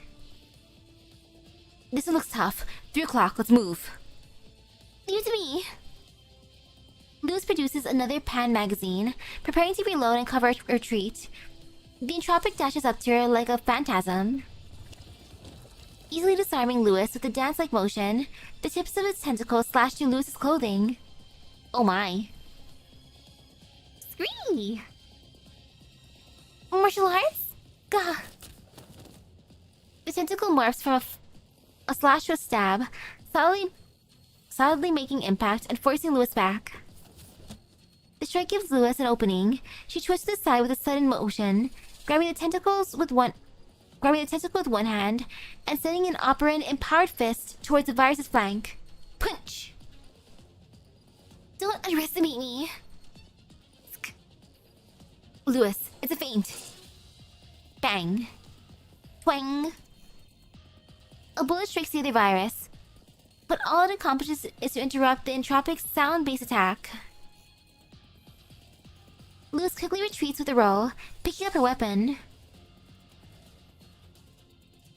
One focuses martial arts and dancing, the other fires goozing like sound waves. Never imagined that I have to fight these sisters one day. Lewis, how are your reserves? I'm alright. I burned through a lot of ammo just now. The two uniquely endowed viruses slowly approach us, waving their tentacles. In both of their stances and movements, these two entropics are instinctively covering each other. I know, right? Lewis is cute. With one approaching and one recovering, their tentacles form an impenetrable net, forcing us back time and time again. I take a look at my last magazine in my hand, drawing my dagger with a touch of resignation. This is the place. I hope Persicaria makes it here. If it is your wish, I'll make it happen. Professor, Lewis, watch out for the impact. We hear a reliable voice in our comms. Lewis and I immediately drop to the ground without a hint of hesitation. Boom! An arrow of crimson operans emerges from the two entropic blind spot, instantly impaling the two like a comet cleaving through their void. The arrowhead explodes, releasing a scorching energy wave that shreds the virus's bodies. Skrik! We did it! Their cores are gone! They won't be able to hold on for much longer! One of the incapacitated viruses slowly shifts itself, covering the other virus with what remains of its body. Its pupils dilate, as if it had countless questions it wished to ask, but it can only hum weakly. I produce the extractor, immediately beginning the code extraction process. Made from Jiangyu and Diane's data, almost identical in both combat styles and mutual coordination. Just what are you? Who made you? A great mountain, its waters aflow, a mutual understanding. We've lost, ha ha ha, as expected of the professor. Answer me. The two appear to have no intentions of answering my questions, only babbling on incomprehensibly with dubious pronunciation. Those that came before dreamed of being a butterfly. Oh, this vast virtual world, whose dream might you be? Even if I have to go to the corners of the world, cross the wildest river, I'll be with you. Diane, Jiangyu. Lewis closes her eyes, almost unwilling to watch the scene before her. They're just viruses brought into existence with the help of data. They don't have any consciousness to speak of. Don't worry, this won't impact the real dolls at all. But it definitely weighs on the mind. How many of the dolls that I know have been involved in Project Neural Cloud? It can't just be Diane, Jiangyu, Lind, and Florence, right? This data should be from before they became T-dolls. As I said before, Project Neural Cloud backed up the neural data of autonomous dolls in the cloud. Preserving their data reduces losses in the case that dolls' frame is damaged. The nature of this research requires a great variety of samples, and so Project Neural Cloud attracted many dolls with special skill sets. Intangible cultural heritage performance dolls, another cultural heritage doll turned into martial arts doll, a clinical trial doll with sensory receptors approximate to humans. Luz is one of them, I'm sure. Yeah, I thought that if my neural cloud could be backed up, I could bring toys and hope to children stuck in war zones. So, our research was not limited to Project Neural Cloud. It included various works related to new projects and collaborative ventures. Yeah, it seems like they're just given memories given form. The data I saw with the little agents, and these sectors, right? Looks like you had some pretty interesting experiences outside of being a T-doll, Lewis. Even data that was originally lost in the cloud, no? Professor, how did you know? I turned to Persicaria, who silently nods, confirming my suspicions. Regardless, this incident is inextricably linked to your pasts. It's unfortunate that we can't ascertain what their goals are, whether it's the cloud itself or us in the cloud. Rather than speculate, how about you come and see for yourself? Who is it? A bizarre voice suddenly fills the space, and we immediately pick up our weapons. The voice is a familiar one, but it carries with it a bone-chilling weight. I haven't detected the signatures of any other agents or viruses. She's speaking to us via these two. I was even more satisfied with the professor and Lewis. But here comes an unexpected bounty. Professor, like I said before, welcome to the world of data. I'll be waiting for you in that place. That place? Who are you? All you must do is follow my kin. Of course, you could turn down my offer and continue to extract data from them.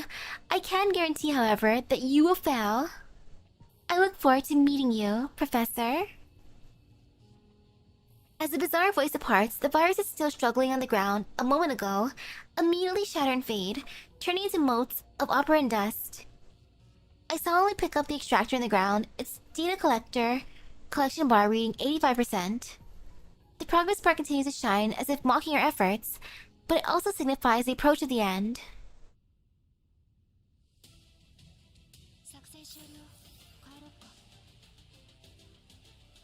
Yay. Oh man, I'm starting to get hungry. When was the last time I ate? I think it was 4 something. Oh gosh, it's been like 12 hours, no wonder.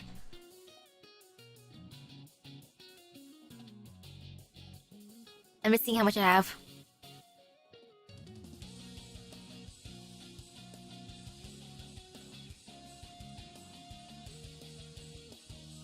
Okay, there's about 1, 2, 3, 4, 5, 6, 7. Not too bad.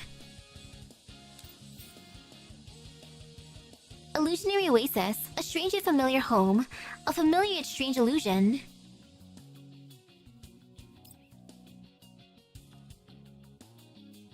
The event, I think, ends at like 1 p.m.-ish. Something like that. In the depths of the Magracy cloud, purple hordes of entropics revel and dance, circling in the air like twisted ballet troupe. At times they entwine, at times they separate. The sector's gentle light spills down on them as their tentacles sway like ribbons, adding a certain wicked silence to the ambience. Just as the voice said, these entropics have no intention of attacking us. They only circle around this area's center, part of some welcoming rite. I raise my weapon, trying to take aim at one of the viruses. Slipping away the moment we take out our weapons, not giving us a chance, huh? Together, Jade and the viruses, we need to step into their trap. Looks like they got us. Persicaria, is this... I didn't think she would pick this of all places. You've been here before? Just... who... Lewis clenches her fists, her entire body trembling. Not only do they have our data, but they took the Oasis and... Oasis?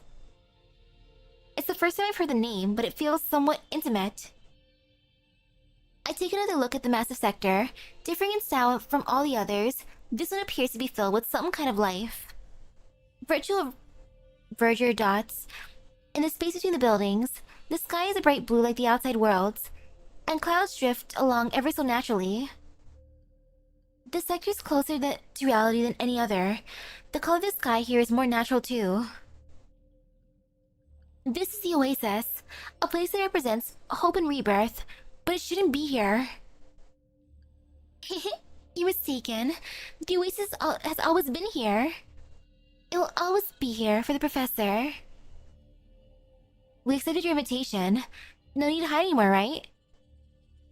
Show yourself, whoever you are.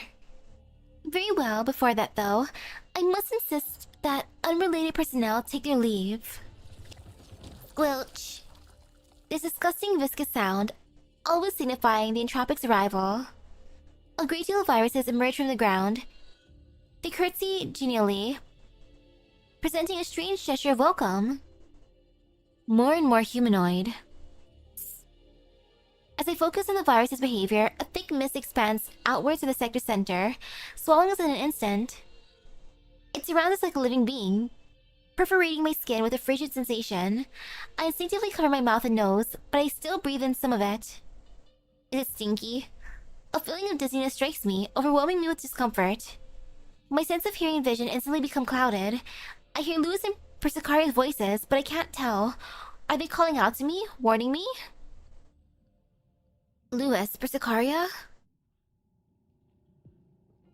In the space of dozens of seconds, the purple smoke fades bizarrely. That's all the time it took for everything around me to change. Lewis, Persicaria, and even the viruses that had come to greet me had disappeared without a trace. I find myself alone, weapon in hand, in a sector's heart. This is... ID verified. Welcome back, Professor. The sector systems? A control interface appears without my prompting. An ocean of text unfurls before me, flooding my field of vision. Oasis construction records? Rec room, ops room. Wait, this data is... We'll build our headquarters here. And here will be the dorm, warehouse, engineering department, factory plaza, or even the commercial district. Right, we should also build a weather simulator. The weather in the cloud doesn't mimic reality. Though extreme weather conditions are no longer a concern, the unchanging climate can make us feel detached from the passage of time. Blue skies by day, starry skies by night, they remind us of what it means to feel alive and renew a resolve to see the real sky out there once more. After all, one of the great things about the virtual world is that it lets us experience it in real, doesn't it?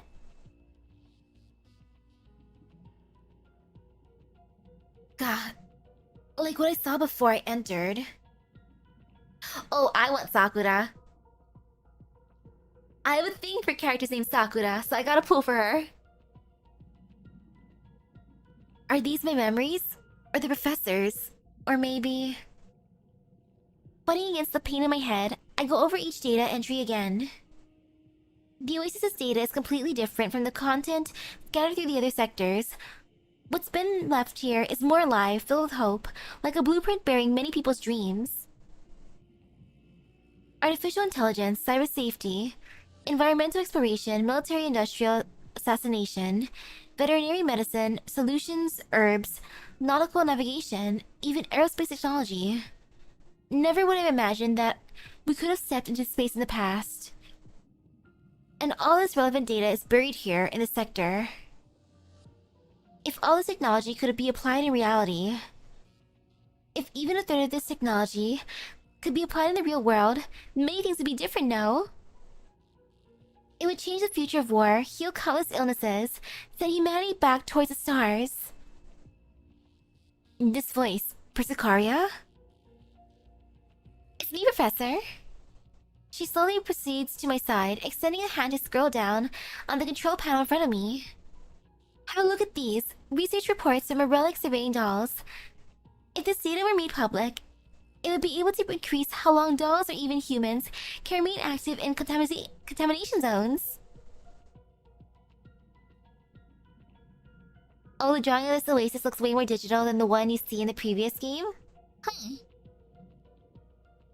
Regrettably, if made public, this data would also create undesirable results for some premium products. As a result, this data is consigned to being locked here by 42 Lab.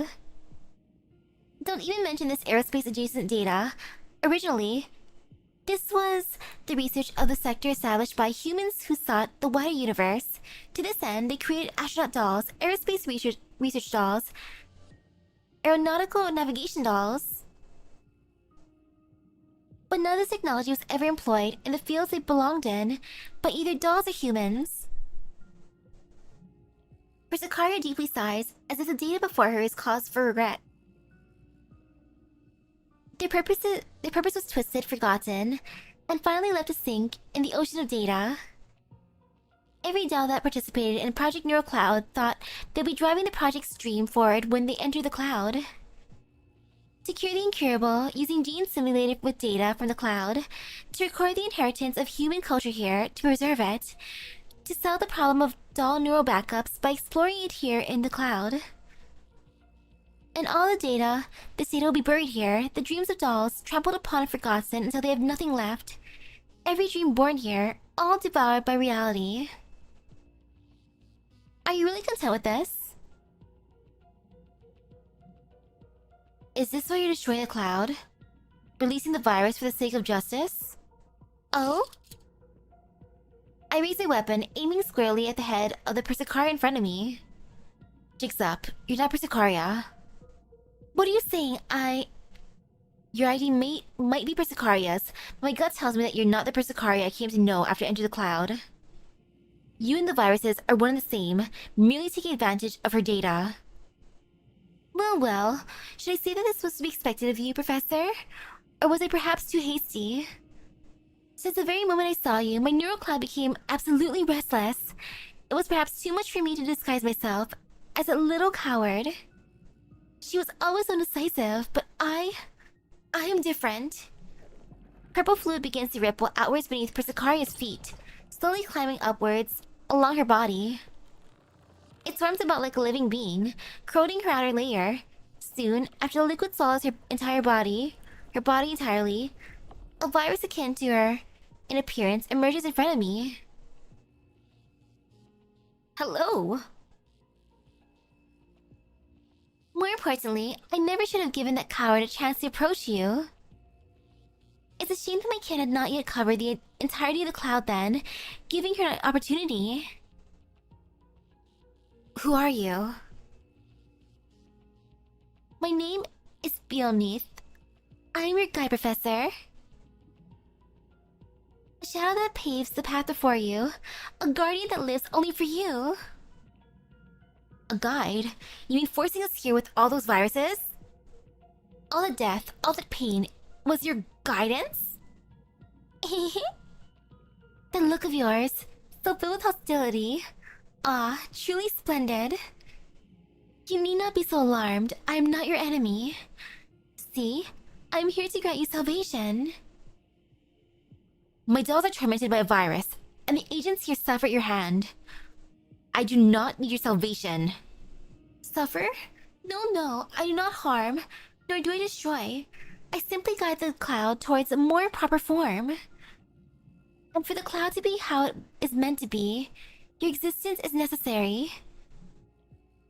If you agree to only a tiny request of mine, both your dolls and everything here in the cloud, I can restore to their former state. Everything will be perfect as they once were. A tiny request? Stay here, Professor. Don't leave. No. We have missed you. You have everything here. There's no pollution, intrigue, or war here.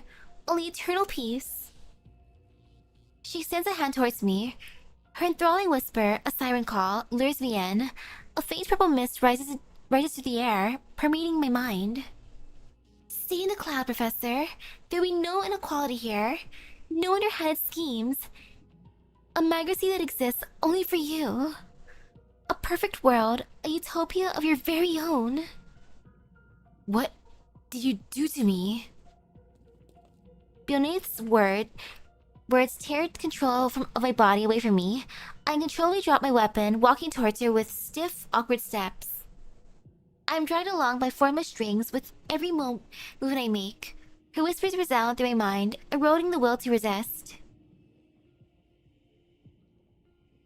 Yes, come to me, Professor. Professor, you can go with her. Okay, fine, Lewis. I won't go with the pretty lady. It's fine. Boom. An arrow sails through the air, exploding between Beneath and me. Carmine energy sweeps through the space like a storm, tearing through the mist. Beneath takes a step back, opening her eyes wide with surprise. A red silhouette quickly rushes forward, slamming into her with a forceful fist. Get away from the Professor! The intensity of the blow forces Beneath back a couple of steps, but she walks away without any subsequent substantial damage. But that was all the time I needed to wrestle back control of my body. The haziness in my mind gone, I scrambled to pick up my weapon, steadying my breath and stance.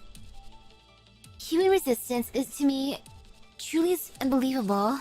To break free in only just a fleeting moment. Well, if it isn't Lewis, have you finally come to a conclusion? And the cur Persicaria. The main cast is all here. What a most perfect gathering. Everyone, prepare for combat. Our target is the virus leader, Beneath. Persicaria, take the vanguard. I'll handle the flanks. Lewis, fire support. No need to save ammo. Yes. Go get him.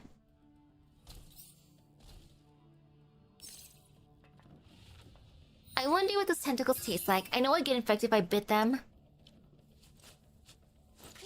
But hungry.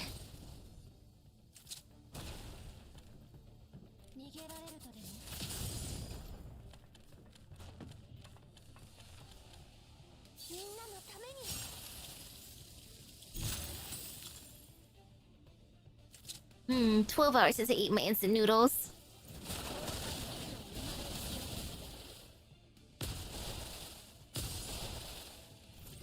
Maybe I go for food. Oh, I'm debating.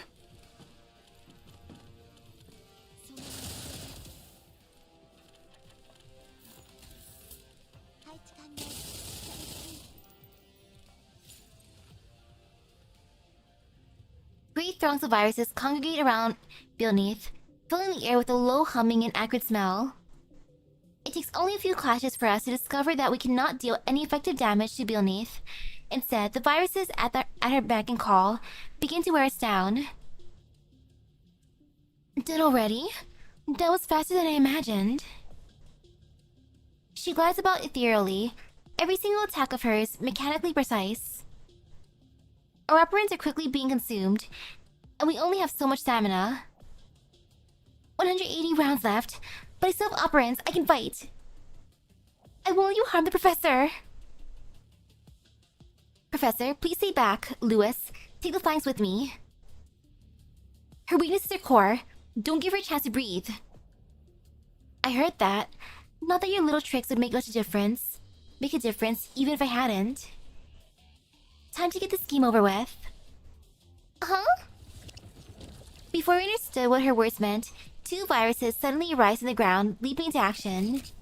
One of them swings its tentacles, striking Lewis squarely in the chest. Ack.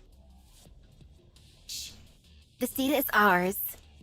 They're imitating us. The virus before Persicaria morphs its tentacles into blades, clashing against Persicaria's weapons. The methodology, angle, and rhythm of attack are perfectly identical, like a mirror image feeding on its original counterpart. Clang! The sound of steel on steel reverberates as sparks fly. Persicaria's blade trembles somewhat as the virus continues its offensive tempo with relative ease. This thing has perfectly replicated my combat style.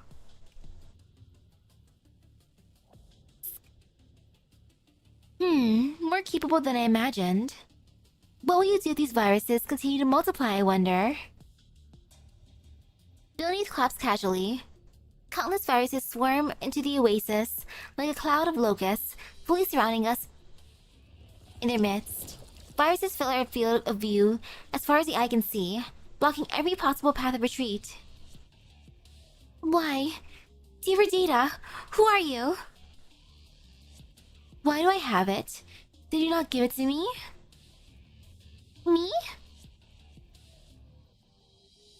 Just what data did you bring into 42 Lab?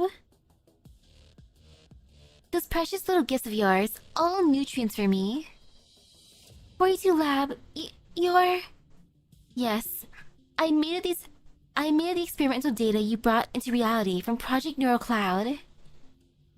All those forgotten bits and pieces sprouted in the newborn cloud until they bloomed into me.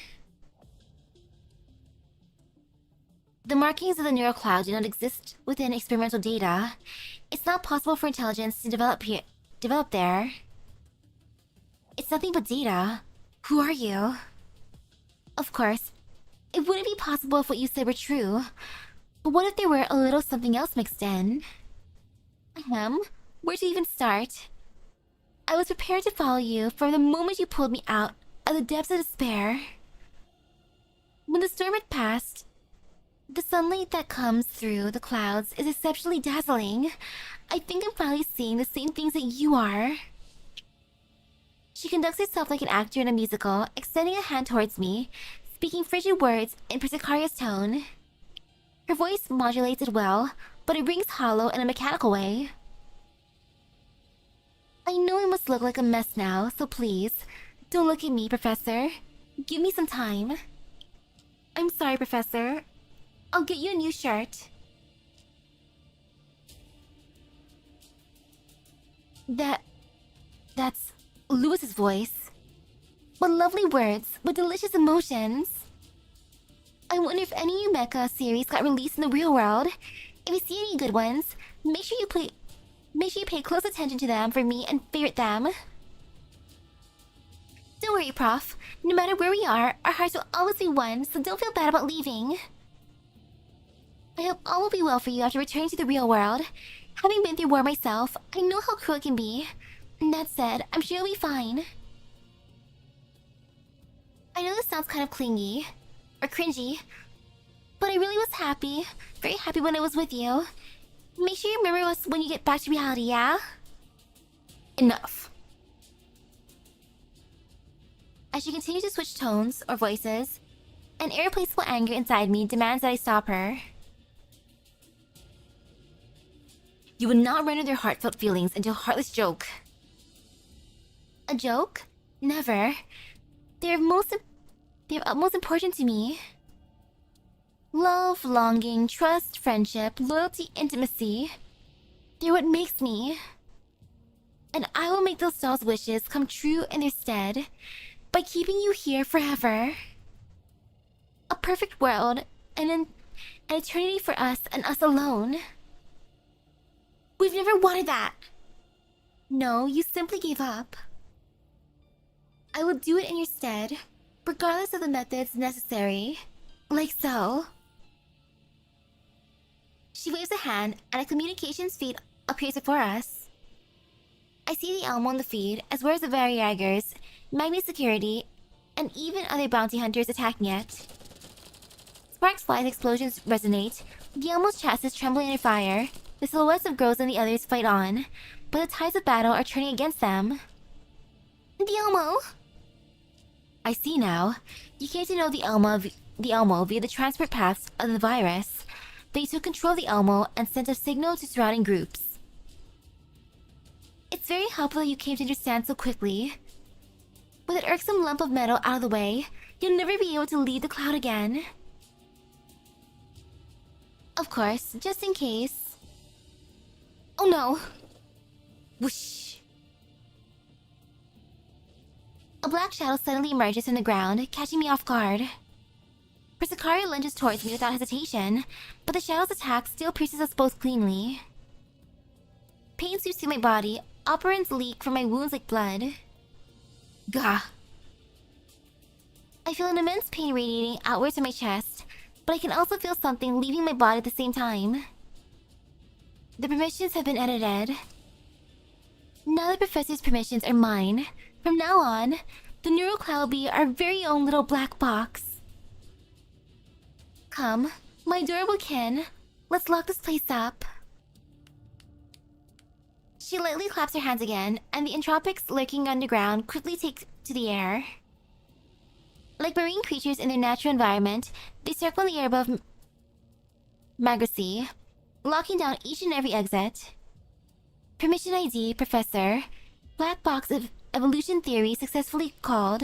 Initiating data packaging. A red arrow flies forth yet again, but Beneath easily catches it in her hand. It squirms and struggles in her hand, but makes no headway. All of Magracy's operants are under my control. There's nothing you can do. Magracy will be fully sealed. There'll be no interfering with it from anyone else, inside or out. Hehehe. Then, we'll have all the time in the world to talk. Because you have no choice but to stay. Even I can feel the terrifying power she musters as she raises her hands. Operants surge like a tsunami, pressing down on us. Neither my bullets nor Persicari's weapons can move beneath right now, even slightly. There's no need to struggle. You have to just give up, like Lewis has. Look at her, sitting so still to see what I can do. No wait, what are you doing? Neural limiters removed. Neural cloud overclocked, overloading. Permission ID, 42 Lab Complete Network Security System. Password. Antonina. Force booting transport tunnel. A crevice in space appears before Lewis. On the other side is a tunnel that we went through when we entered the cloud. Looks like we have some time. Retreat. I quickly close in on Lewis with Persicaria, leaping into the crack. As invisible forces begin to tug and pull on us, As they intend to pull us apart, I can feel that we've escaped Bailey's constraints. No. Lewis, get over here. No, that won't be enough. Beneath was something I brought into the cloud. I'll think of a way to take care of this. Professor Persicaria, go. Go back to reality. Lewis, don't be stupid. The crevice is shrinking? Lewis, you... Permissions activate. Tunnel shutdown initiated. Goodbye, Professor. The tunnel's opening is forced shut, accompanied by the roaring of explosions. I log out of the cloud with Persicaria. The voice follows Lewis' silhouette, along with all that was awry with the cloud.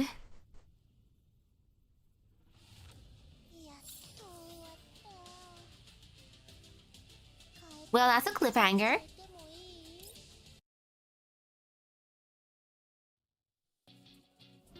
Like, Lewis, no!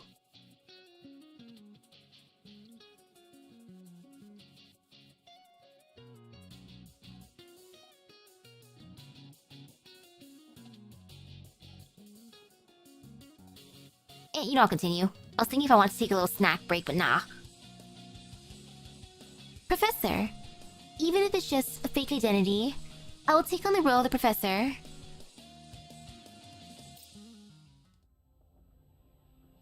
A shrill ringing disorients me for a moment. I can only feel myself continually falling. My body caught up between countless dreams tearing and pulling as my consciousness struggles to perceive a thing. But I soon feel a soft mass at my side, its gentle touch stabilizing me like an anchor. Professor? Professor, are you alright? Persicaria, where's Lewis? Lewis did not log out. She used her final operants to get us out and close the tunnel. She's still on the other side. Persicaria points towards the other end, but the exit is nothing like it was when we first entered the cloud. An untraversable crevice that had been created by twisting space and visible collapsing. The torn space shines with an uncertain light as countless data fragments fall off its edges into the abyss below. Persicaria, help me. I'm afraid there isn't anything I can do. She interrupts me before I can finish, shaking her head powerlessly. Your permissions are in Bailey's hands now. Migracy is under her control. Lewis thought of every way she could pull you out of the cloud. She would not want you to take risks again for her sake. Are there no other ways? If we had help from the outside, perhaps we could break through this cage. Beep. The tunnel's quietude is shattered by our long silent calms, the biting sound bringing salvation and hope. Finally got through to you, Professor. Looks like you're in a bit of a rough spot. The human Persica takes a look at Persicaria beside me. The look in her eyes shakes for a moment, but she immediately composes herself. Give me a rundown, Persicaria. Yes. Persicaria explains our encounters in the cloud in the most succinct way possible. So the moment that a portion of data from Project NeuroCloud was extracted, the possibility of it evolving into a virus already existed, or maybe when it was introduced to the cloud and left to... Never mind, it's not important. From an outside perspective, the virus named Beneath has the entirety of the cloud under her control. The data she consumed has fully blocked permissions in the cloud, forming a black box. A black box that can't be interacted with or observed. So why can we still see the other end of the tunnel? Could it be a vulnerability she left on purpose? How's the Elmo doing? It's not looking good. The Elmo's position is being continually broadcast to bounty hunters, Variagers, and various other factions. Your dolls are out receiving those uninvited guests, but the more they fight, the faster the virus will corrode them. You should retreat, Professor. We've taken on more than enough risk this time. You're Beneath's target in the first place. Going further will only make things worse. Persica, what about Lewis? I don't think what she said to me was just empty talk. She thinks there's still a chance that she can get rid of Beneath by sacrificing herself. Am I ready for Sakura? Yes and no. Near a meltdown, she's going to allow Beneath to consume her, then initiate a meltdown while inside her. There's a chance that would unmake Beneath from the inside out. It would be impossible to extract any data relevant to the virus, but it would certainly root out the problem. 42 Lab is already has plans to simply destroy the cloud. She would be the one to execute it if the plan was to go through. Because from the very start, Lewis has carried with her the code necessary to assure mutual destruction.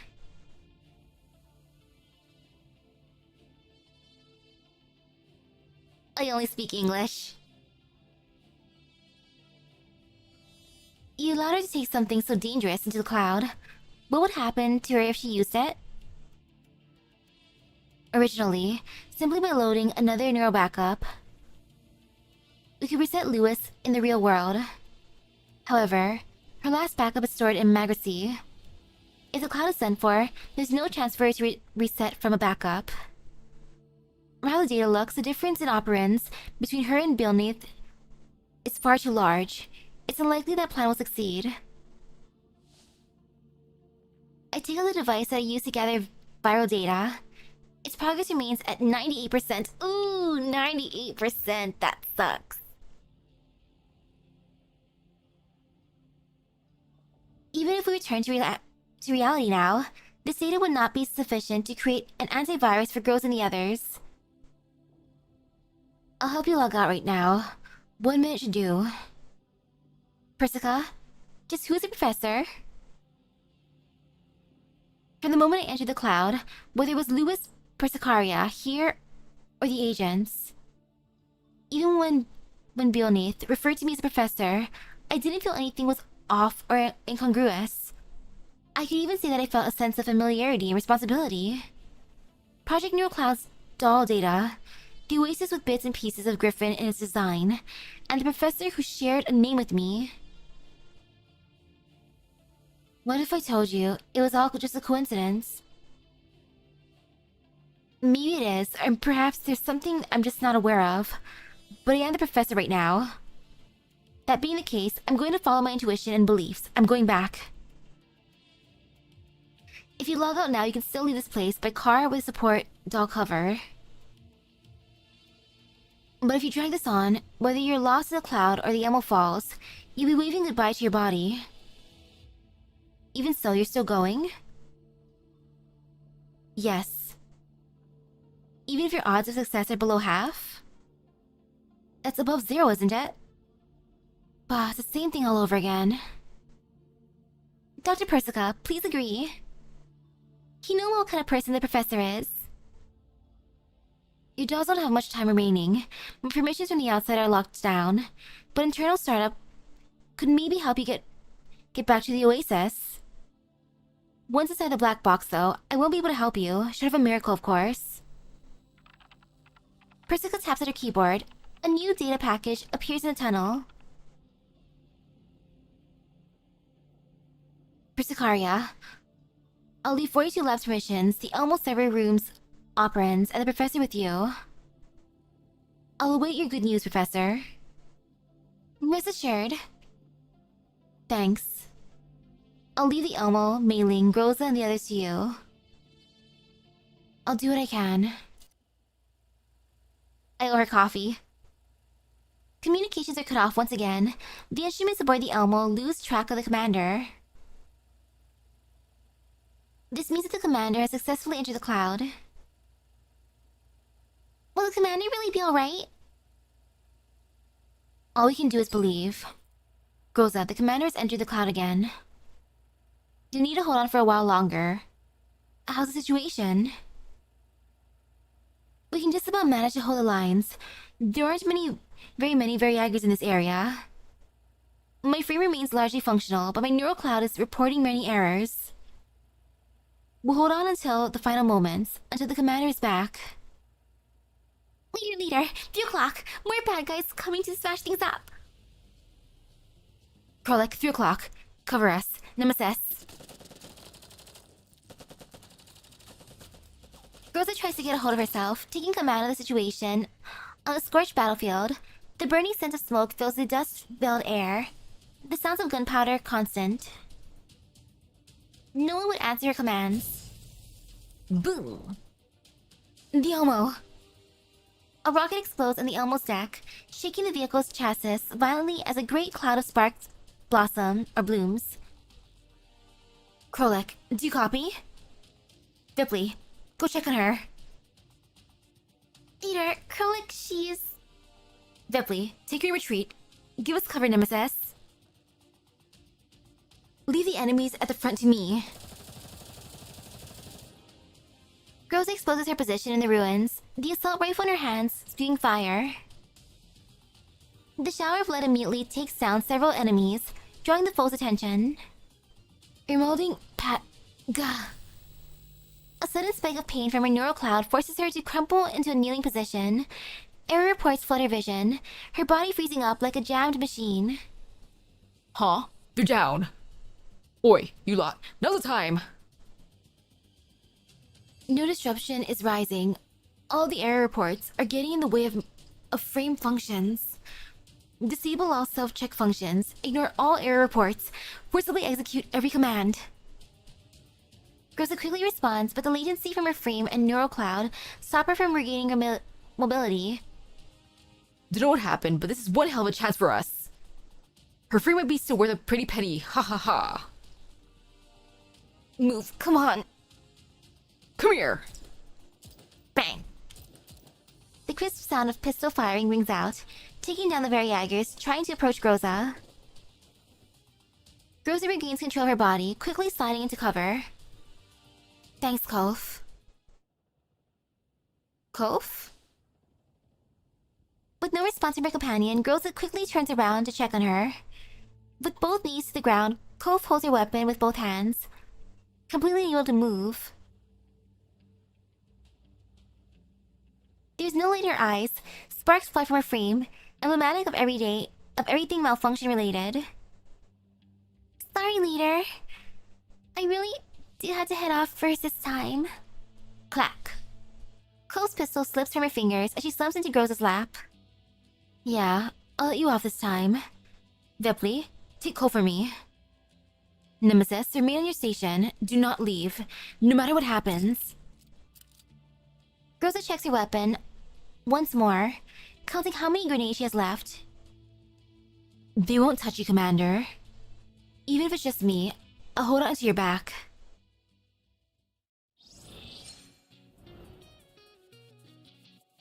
Thank you, Groza.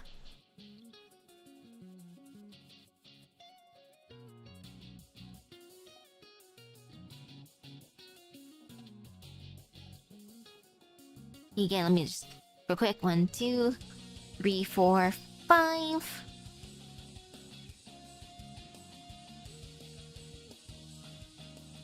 What if it's doable in an hour? More or less. Okay. Should be fine.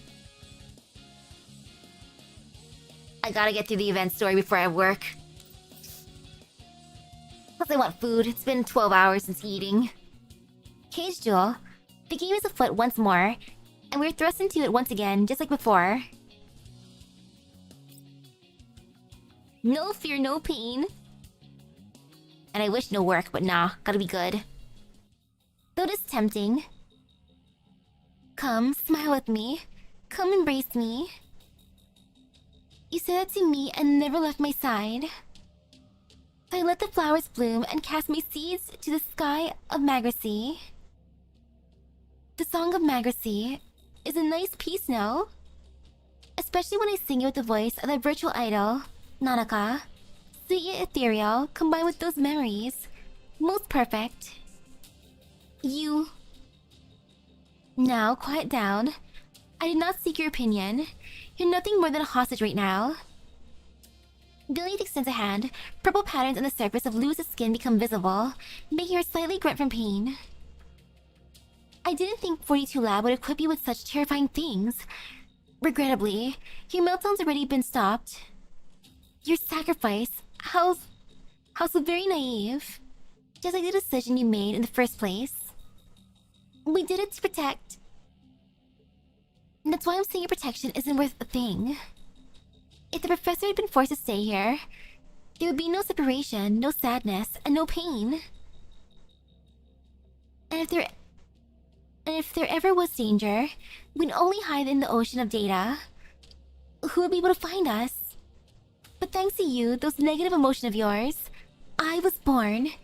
And in your place, I will keep the professor here.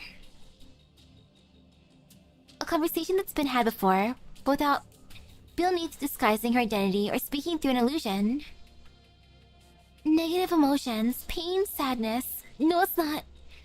We said that we would. Exiled. Come now, cease your struggle. Or I might just eat you whole right now. Why do I still keep you around? Because you're the one responsible for my birth. Without you, I would not exist. Lewis, you are the mother. A mere jest, of course. Your existence is of no matter to me, but it's not true for that person. If I were to fully devour you, she would spare no effort to destroy me. But if there's even a chance that you are alive, then she will come and rescue with no concern for her safety. Even knowing it was a trap. As if to corroborate beneath, a thin crack appears in the formerly sealed magazine.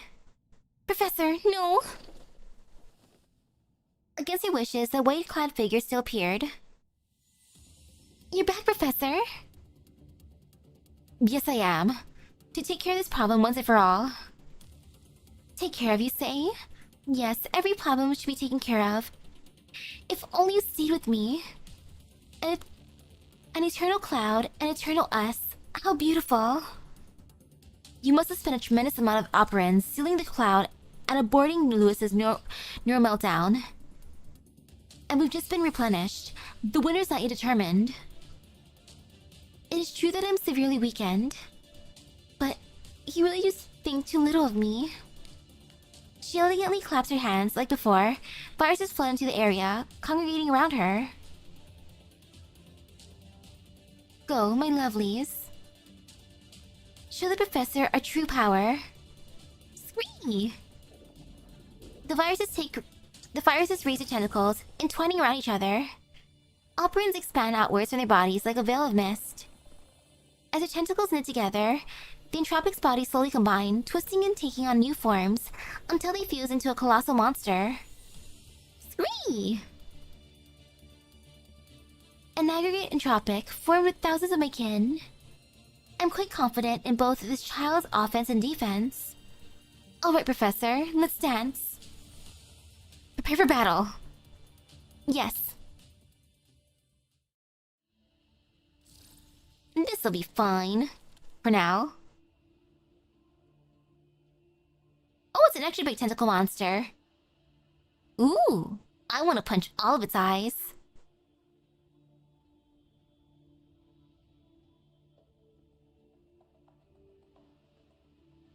Yeah, this will be satisfying.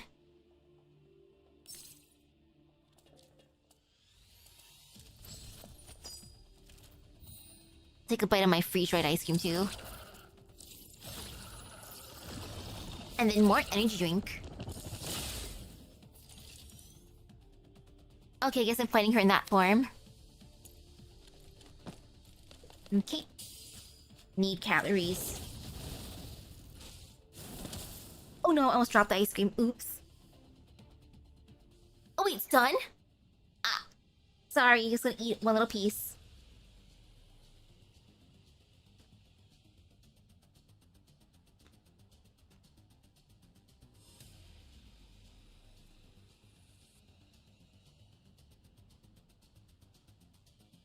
Yum.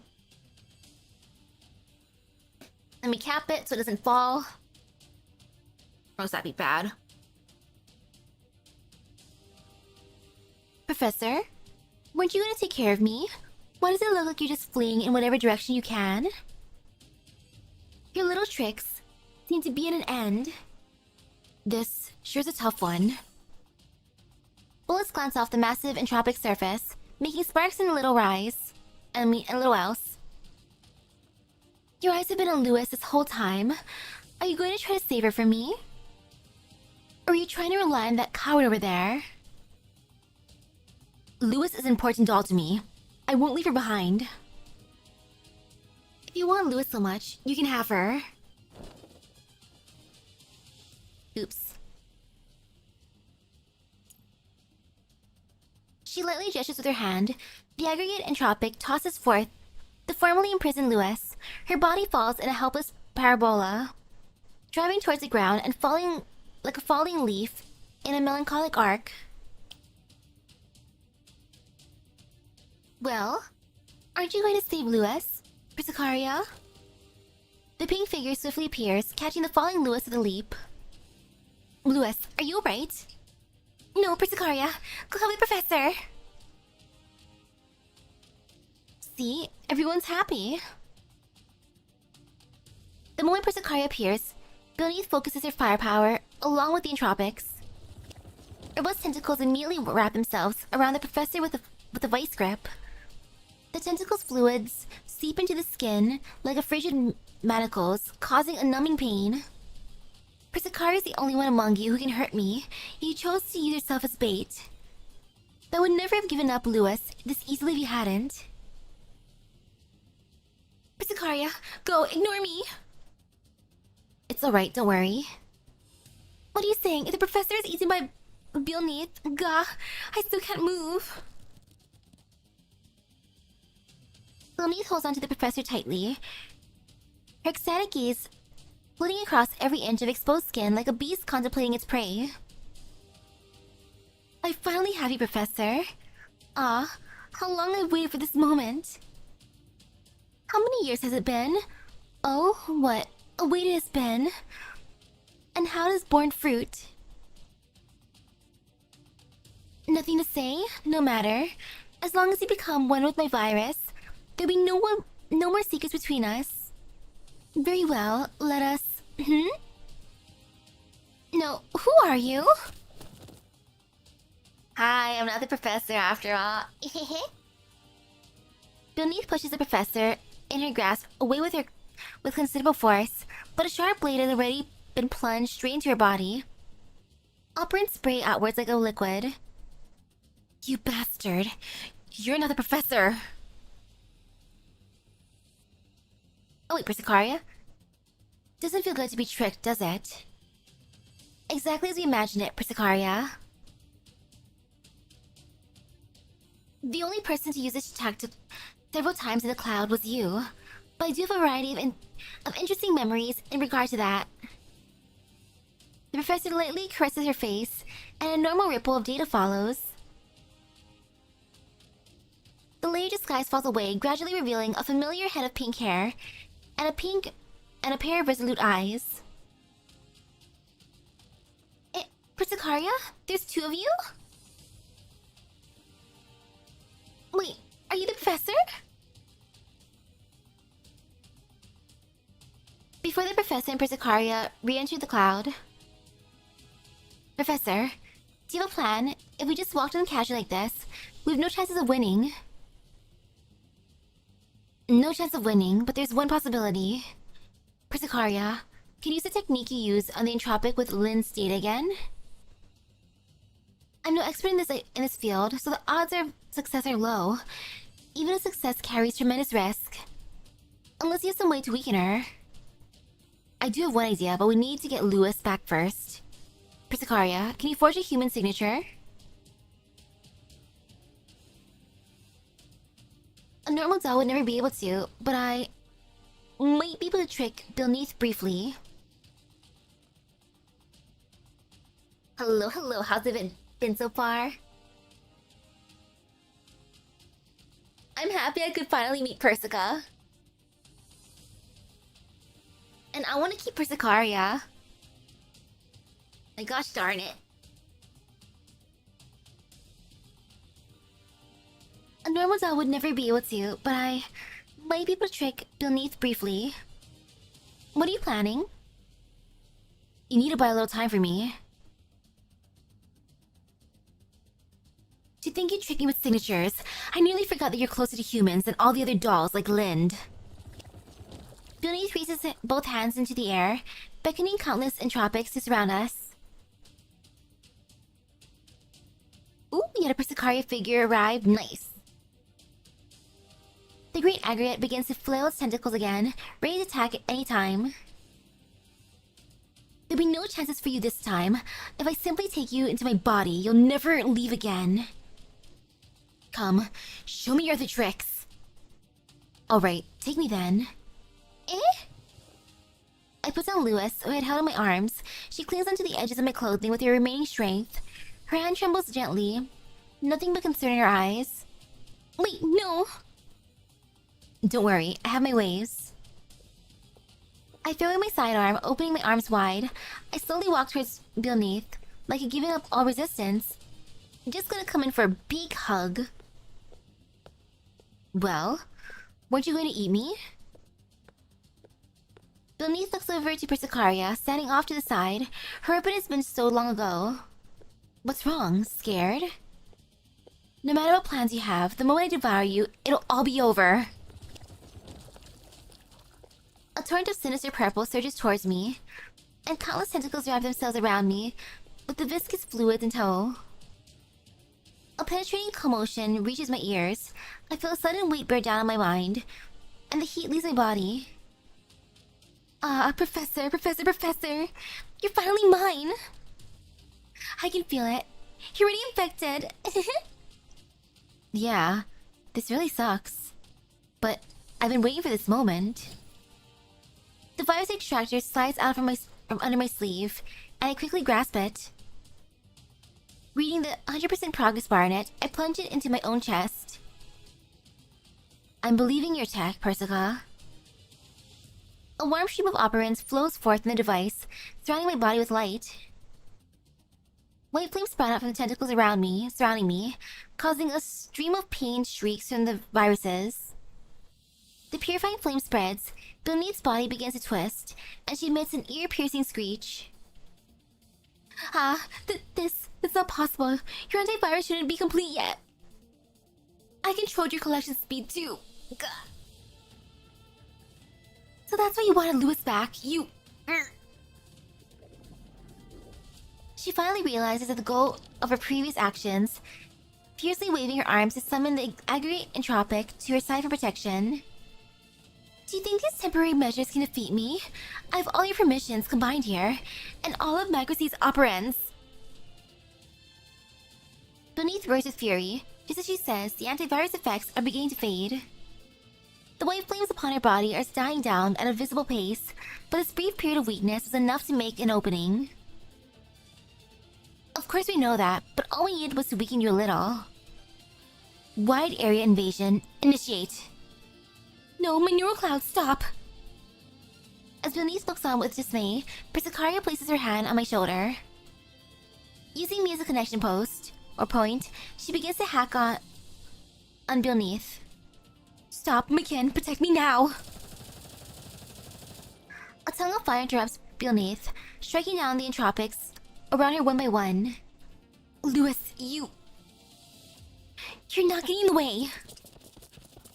The bullets accurately connect with each other, with each and every tentacle approaching Persicaria and me.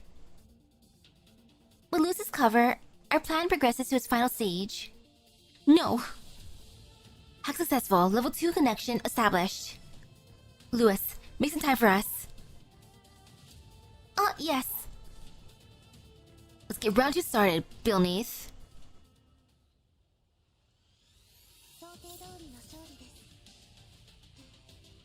So far, so good.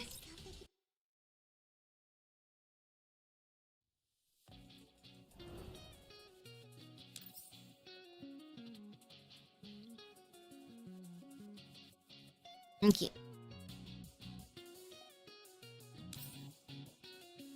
Disparate homecoming, for the sake of the same future, for the sake of the same sights.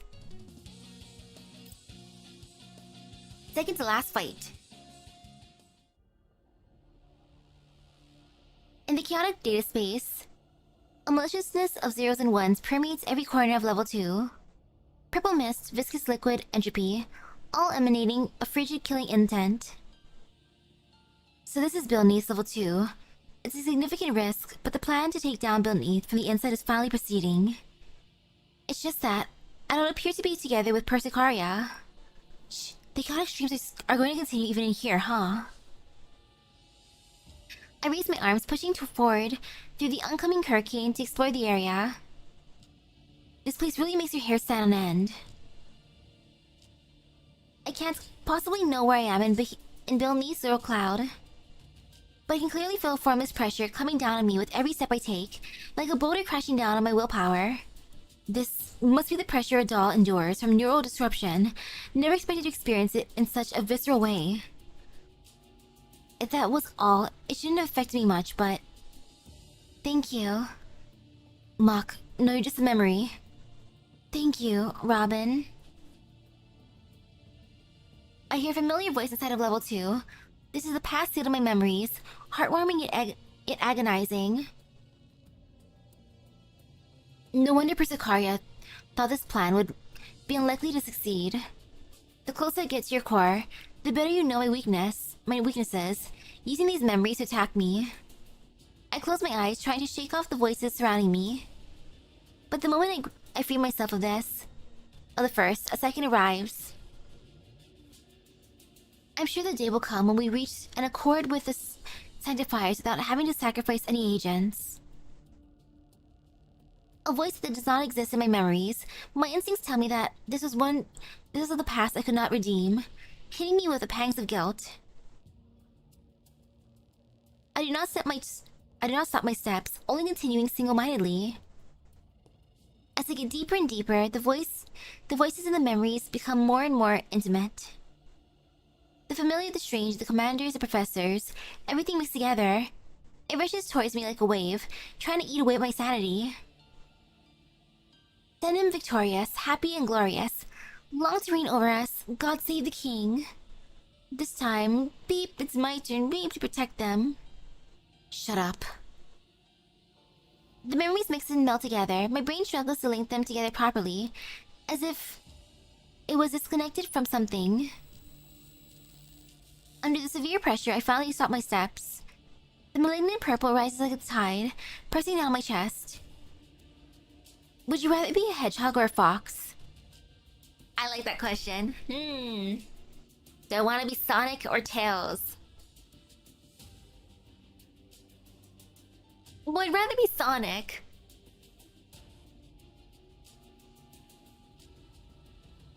I will not make an excuse for what happened in the past, but you must get over things that are already set in stone in order to make your choice. Commander, do you know what happened in the Griffin base the day after you said goodbye to us? I prefer sorting ammo and writing reports actually, but there aren't any places that let me do that anymore. Earlier today, an unregistered illegal doll named Dandelion abducted a commander who had made outstanding contributions in the Battle of Frankfurt. Picking a lot of things I'd rather not think about, I see. I see the Paradeus stronghold, and hear Cove's fury shouting. I hear Grose's final words before she sacrificed herself at the satellite city. I think back to the Elmo, shattered after the Variager assaults. My experiences pass before my eyes like a carousel, an emotionless movie constantly on loop. Are you in pain? Are you sad? Of course. Separated from your dolls, made to realize your cherished dreams by your lonesome, only to be defeated by reality and exiled to the Yellow Zone. Even if your old companions gather at your side again, you'll never be able to go back. These bonds, those sacrifices, trampled upon at will. Yes. That being the case, would it not be good to take Bailey's advice? No one can get in your way in the cloud. This is your most secure shelter. You don't need to be separated from your beloved dolls here. You need only for the neural clouds to be uploaded, and you can enjoy this paradise for time never ending. Intrigue, schemes, no inequality can touch you here. A perfect utopia for you and you alone. Do you want me to run away from everything? Wouldn't that be better? Isn't it better than drowning, still clinging to your dreams? Reality Reality is far too cruel. The cloud is where you belong. A shelter for me and only me? That does sound appealing. That does sound promising. But I won't tread upon the path that you offer, Beneath. Why? Why? You figured it out, haven't you? You've lost your memories as a professor. Reality's taken everything away from you once. Not once, but twice. Beaten to the ground, trampled over and over again. Just what are you looking to gain? I don't have a clear answer for that right now. Perhaps I just want to take account for everything that's come to pass. Maybe I want to do everyone still following me justice, or for the sake of everyone who'll be waiting for me in the future. I won't be a hedgehog or a fox. I won't run away either. I'm going to move forward in reality, how I want to. I raised my weapon, taking aim at the phantom in front of me. That's my decision, Beneath. And that's what I'll be. It'll be, no matter how you tempt me. I pull the trigger. A red hot bullet emerges from the chamber, shattering the apparition before me. And beneath it is Beneath, her kin in tow. Your tricks end here.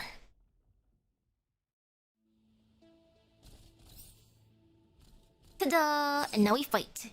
And I'll drink my energy drink. Hey again, girl.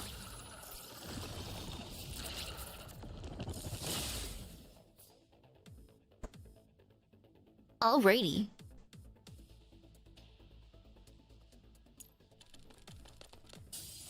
While I do that, sip.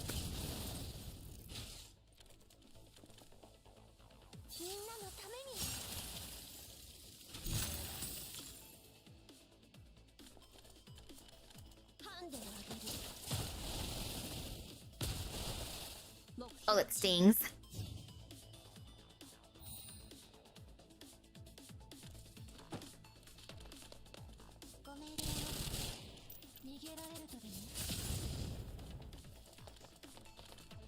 No fear, no pain.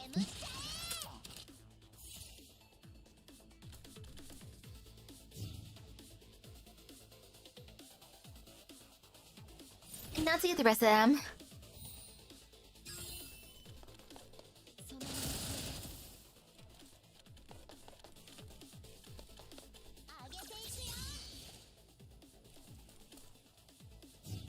Round 3.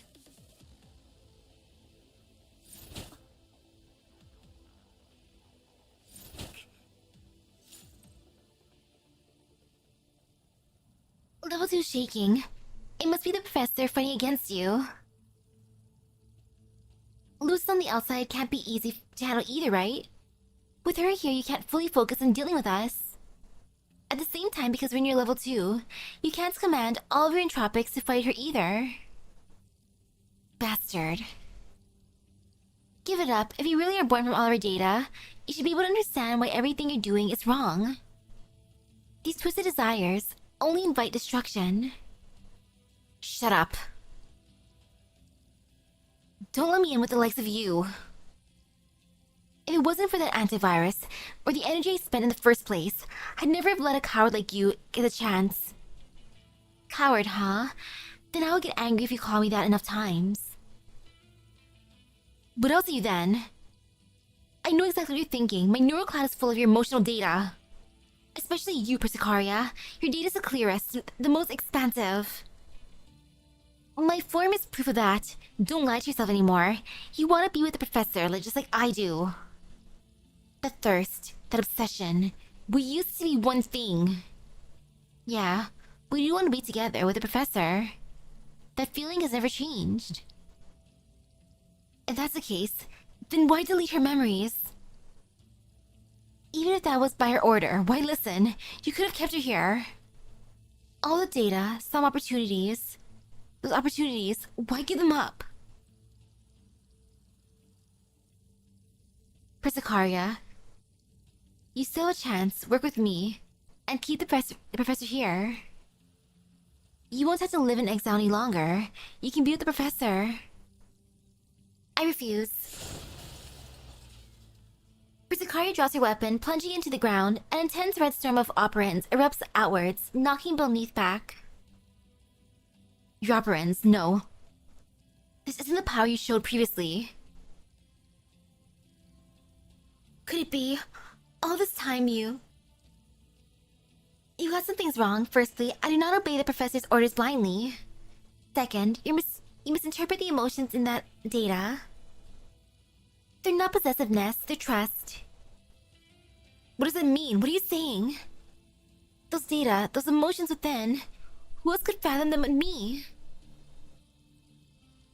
When we're in the most difficult, despair-inducing of times, the professor saved us. Our separation was bound to be filled with pain, sorrow, and reluctance. But there was one other emotion in there. Anticipation for when we would meet again. It's that anticipation that keeps us going. Anticipation? What need is there for that when we could just never separate in the first place? Just keep her by your side. Just being by your side isn't enough. Her ideals and beliefs need more than just followers. She needs companions who, no matter what happened, no matter how much time has passed, can walk forward on the same path and meet at the same endpoint in the future. We want to look upon the same sky as her, witness the same future. Compared to that, a brief separation is nothing. It is nothing but a bridge towards a reunion. The same sky, the same future? What is any of that? What's the point of jumping through all these hoops? To claim her, to have her for eternity, that is what is meaningful. You're just the overflowed leftovers of emotional data. You have no memories, only the most intense segments left behind when emotions are at their peak. This is why you try to look for the corresponding memory link in Lewis.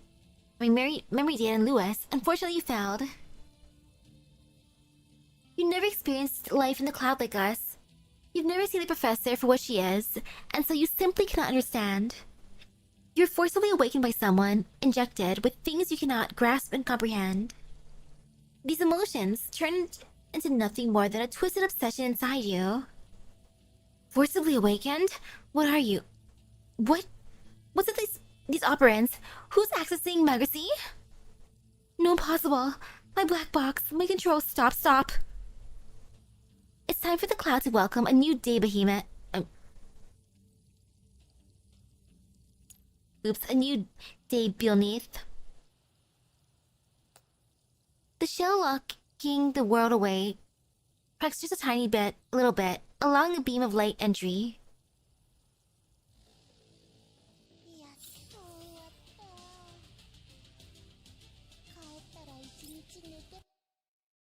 And then there was 3. Exile. When the cloud meets reality, the exiles return once more. Boom. Another explosion strikes the Elmo's deck. The MCV's chassis shakes vigorously, whining with the deep metallic timber. Another explosion. No, I have to get together. Mailing scrambles to your feet. Bunglingly placing a force field on the pod. The energy field shines like a layer of mesh, barely holding on against the aftershocks. If I had known, I'd have requisitioned more of these, Commander. She looks at the metrics on the instruments, a worried look appearing in her face. The Commander's blood pressure and heart rate are still going up, and her body's convulsing a little. Miss Lewis's neural data appears to be more stable than before. But how long is that going to keep up? Boom. The almost going to fall apart. Looks like we got a new enemy. On top of the Variagers and the Bounty Hunters. Are the Elmo's armaments still usable? If manually operated, maybe, but we don't have the manpower right now. What? Another explosion causes the Elmo to tremble furiously. Baily loses her footing again, only saved by an encounter with the floor by Persica. Any contact with the others? The commander ordered me to contact the others before re-entering the cloud, but the reinforcements aren't here yet. The leader and the others, they can't hold on anymore. The command terminal displays the doll's status in no uncertain terms. Red neural error alerts fill the screen like little lights, their flashing chroma signifying the approach of the end. The pod will be okay if this continues, right? The shock should still be alright, even if the power's cut. There's an hour-long grace period. If the pod is destroyed, however, the commander's consciousness will be trapped. We need to defend this place no matter what. Baily reaches out, hugging the pod tightly, as if she wanted to use her body as the final line of defense. She locks her fingers around the hatch, tears welling in her eyes. Commander, please come back. Stop. Miss Persica, is there really no other way? We can only pray that our reinforcements arrive in time. Or perhaps some sort of miracle could happen. When a scientist is telling me to count on a miracle, one can't help but feel like they're being up against the wall. Beep. The vicious alarm sounds again, driving Meiling's mood into an even deeper pit. Red lights flash on the displays, forecasting a new crisis. Someone's invading the Elmo systems? The power systems been hijacked? The Elmo's lights begin to shine uncontrollably. Bright at times, dim at others. The pod's instruments begin to swing wildly, their surroundings jumping up and down as the monitoring screens howl. No, we need to get the Elmo back. Meiling dashes towards the control panel, without regard for her own safety, quickly tapping away at the keyboard in an attempt to regain control. The alerts only become louder, and the systems fail to respond. Oguri attacks. 30% of food. Worth it.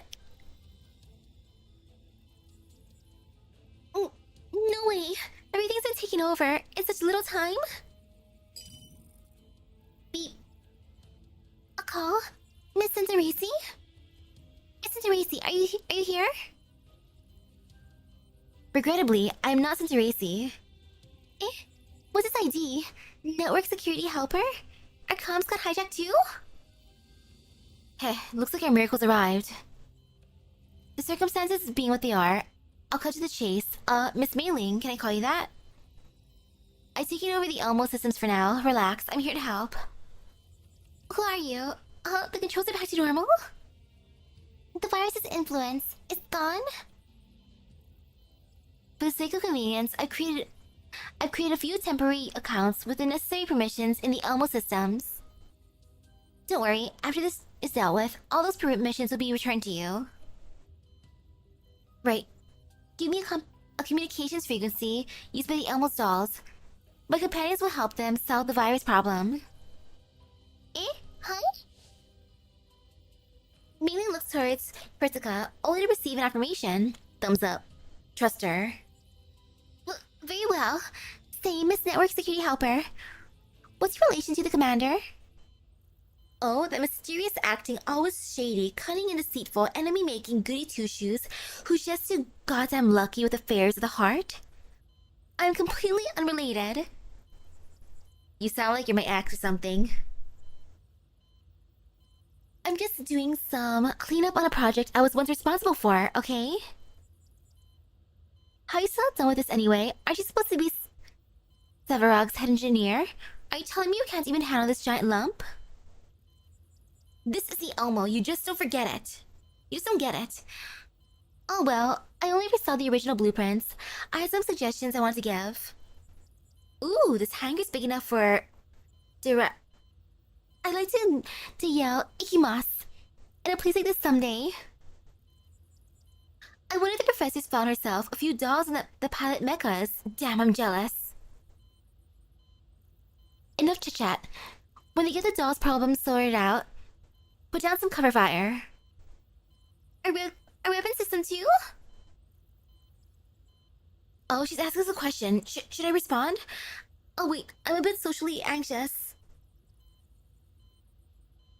Look, well, multi-lock complete. Fire control limits removed. I'm waiting for your signal. On your signal.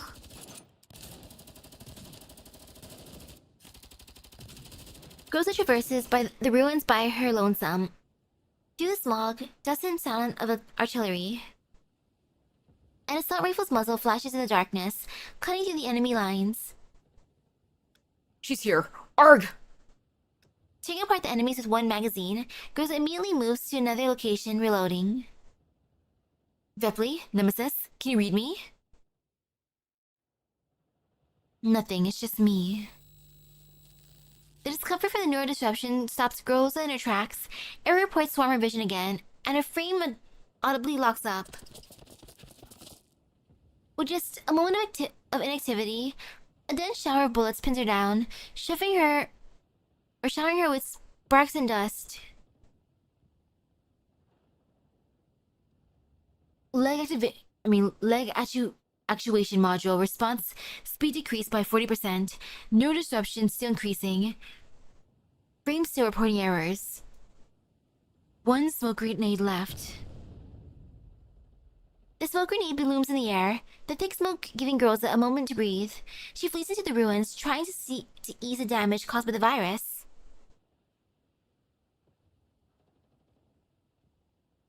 Neural firewall isn't sending any more alerts. Alert system must be done for two. At this rate, I might also be... Sorry, Commander, this might be the last solution left to me. Rosa stands up, hanging a bandolier of grenades on herself and checking the detonator in her hand. I haven't managed to bury much dynamite, but if it can be ignited. As expected, Misaki's dolls continue to fight and remain conscious even when they're afflicted with entropy. I don't think she would be fond of her companions speaking of things such as sacrificing themselves, though. Who are you? IFF reading friendly? What's up with this ID? Glimmer of dawn. We hone our blades with the darkness. We find order in the face of chaos. We bear the light in the long night. We will not abuse our power because we are strong, and neither can we abandon our responsibilities because we are too weak. A prayer? Gah, something's trying to get through my neural firewalls. Intropization suppressor? What's this? Please, just a moment. For we are the guardians of the dawn, those who shelter all in the cloud. That sounds nice. A great stream of data flows into Rosa's neural cloud like a clear spring, and she can feel some warm strength wash away the chaotic airs. Despite the invasion of data, her neural cloud has only grown more lucid. The same pain fading away. New distortion lowered. Joints and actuator response speed restored. Fire control system successfully rebooted. Hey, hello, welcome. I am surviving. I do not know who you are, but thank you. Please note that the entropy within you has not been fully purged. In order to ensure that you receive no damage, I can only let a small portion of my neural cloud into your level 2. As a result, I cannot directly eradicate the virus, but I can bear part of the pain in your place temporarily. In my place, the new... Rest easy, we've encountered these demons countless times before. As for the companions in your mind, we have our ways of helping them too. Are you first with the commander? Yes, we're the exiles.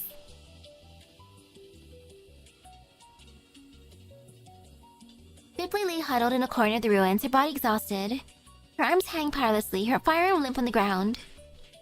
I think I just heard the leader's voice. But Baily can't move anymore. Leader, could Baily maybe rest for a little? Not real. That won't do. An idol can't show an expression like that before the show's over. Is someone talking to Baily? It feels warm. Will you see what you hear? When you need it, just reach out. Oh, singing! It sounds lovely. It doesn't hurt anymore. The weird error reports are gone too? I swear I've heard this singing before somewhere too. Baily closes her eyes, searching her memories for the melody. I want to feel the gleam with you beneath the endless light. Yeah, I've heard a song. You're Not hua hua. Shh. Keep this name a secret from me for a little. Also, you got a little wrong. A little bit wrong. You really do have a talent for music, though, Vebli-chan. Leave the entropic influence to me. The stage is yours. And idol has to shine until the very end, okay? You got it. Energy restored, Vebli raises her weapons, bringing the enemies before her. She moves to the beat of the song, resounding through her neural cloud, striding across the battlefield as if it were a stage. Whoa, my frame feels so light. Thump. Eh? Was that the support fire from Nemesis?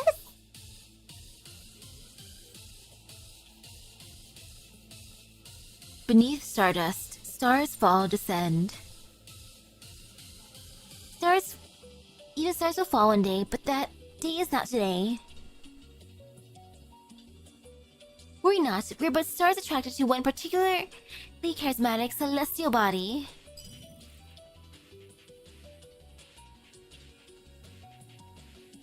IFF signaling lights up again, and communications are gradually restored. Vibli and Nemesis are back in comms. Phew. Don't let your guard down. The enemy's fire control still has your position locked. Boom! A shield destroys Groza's cover, setting earth and fragments flying. Groza flees towards the next block of ruins, somewhat harried. The artillery appears to have already blocked down her route of escape, and a scream of shells soon follows. Crap. Bang. A bullet accurately detonates in the rocket in midair, setting the air aflame. Scary. A figure clad in vivid darts to Groza's side, blocking the secondary impact from the explosion.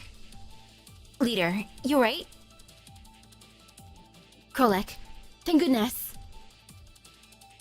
I'm here too. Everyone's good to go. Have to wonder what happened though. A voice started talking to me straight through my neural cloud. And I kept coming up with names for my moves. Blazing Blade of Lepus? It's Leo, my ultimate skill. Awesome, right? I introduced myself already. My name's no, I can't say my name. Opposite end of the spectrum from Kof. I heard that. But it feels like my neural cloud's being weighed down. Lilac Heart Herbalist. Sorry, my model's an older one. It might put some light strain in your neural cloud. We suppress the virus's influence though, rest assured. I don't really get what happened, but we can fight now, right? No, I'd rather have you return to the Elmo than stay there, or stay here. Misaki is in need of you. The Elmo's location has already been hidden by our companions. As for the remaining enemies, the reinforcements of your commander called will be here soon. The battle in the real world won't be a concern, but the battle in the cloud is still ongoing. Now then, members of the Elmo, are you willing to bear the risk of sending your strength into the cloud? Rosa looks at her squad, who all show their knowing smiles. She takes a deep breath, nodding. Groza squad, moving out. Commander, we're coming. Groza squad, to the rescue. Last fight. Ephemeral illusion. A fleeting phantom that cannot feel love or hope will ultimately face annihilation. Sounds edgy.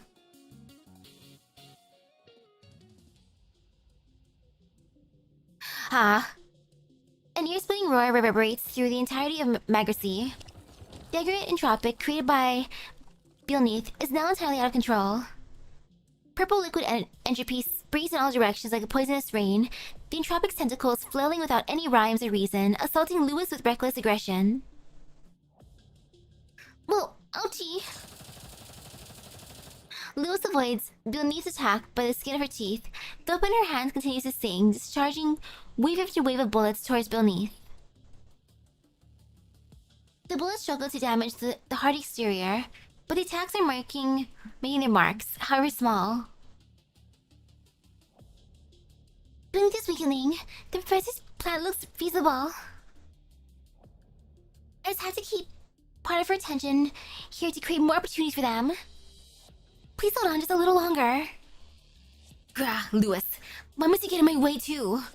Professor. The berserk beneath calls the professor's name in a myriad different voices. At times she speaks in a gentle murmur like Persicaria, or loses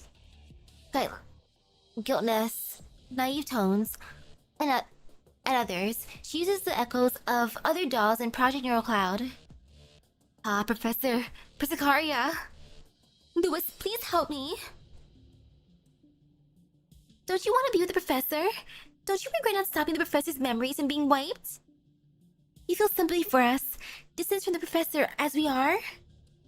Not just you. Those of you dolls who left the cloud treasure your friends, right? Stop struggling. Even if you can bog me down, you cannot sway this battle's outcome. The cloud is well and truly sealed. You have no chance of victory. No, I remember now. What? While I was afflicted with your virus, I remember something else that happened before we were separated in the cloud. I asked a question that no one had answered to. The other since I still had chose this path for a reason. We're exiles. We've lost homes, been parted with our friends, and had to watch as they passed. We were subjugated to countless injustices, both in the real world and the cloud. Frankly speaking, it was all crushing. But we never fell into despair because the professor was there. We survived crisis after crisis, moving towards the future. So you need the professor. Help me keep her here then. No, we're not alike at all. You twisted our yearning, admiration, and adoration for the professor into nothing but possessiveness. The shadows of bygone days will fade away, and we will witness new beginnings. On the day there was more than just sadness in our faces, there was hope for the future. Don't insult everyone with such simplistic, twisted emotions. Damn you. Stimulated by Lewis's words, Baily swings at Lewis with her tentacles. The tentacles howl as they cut through the air, only to stop like kites deprived of their strings. Baily's entire body freezes up. Good morning to you. I'm reaching the end. I think I'm gonna reach in time. Ehehehe.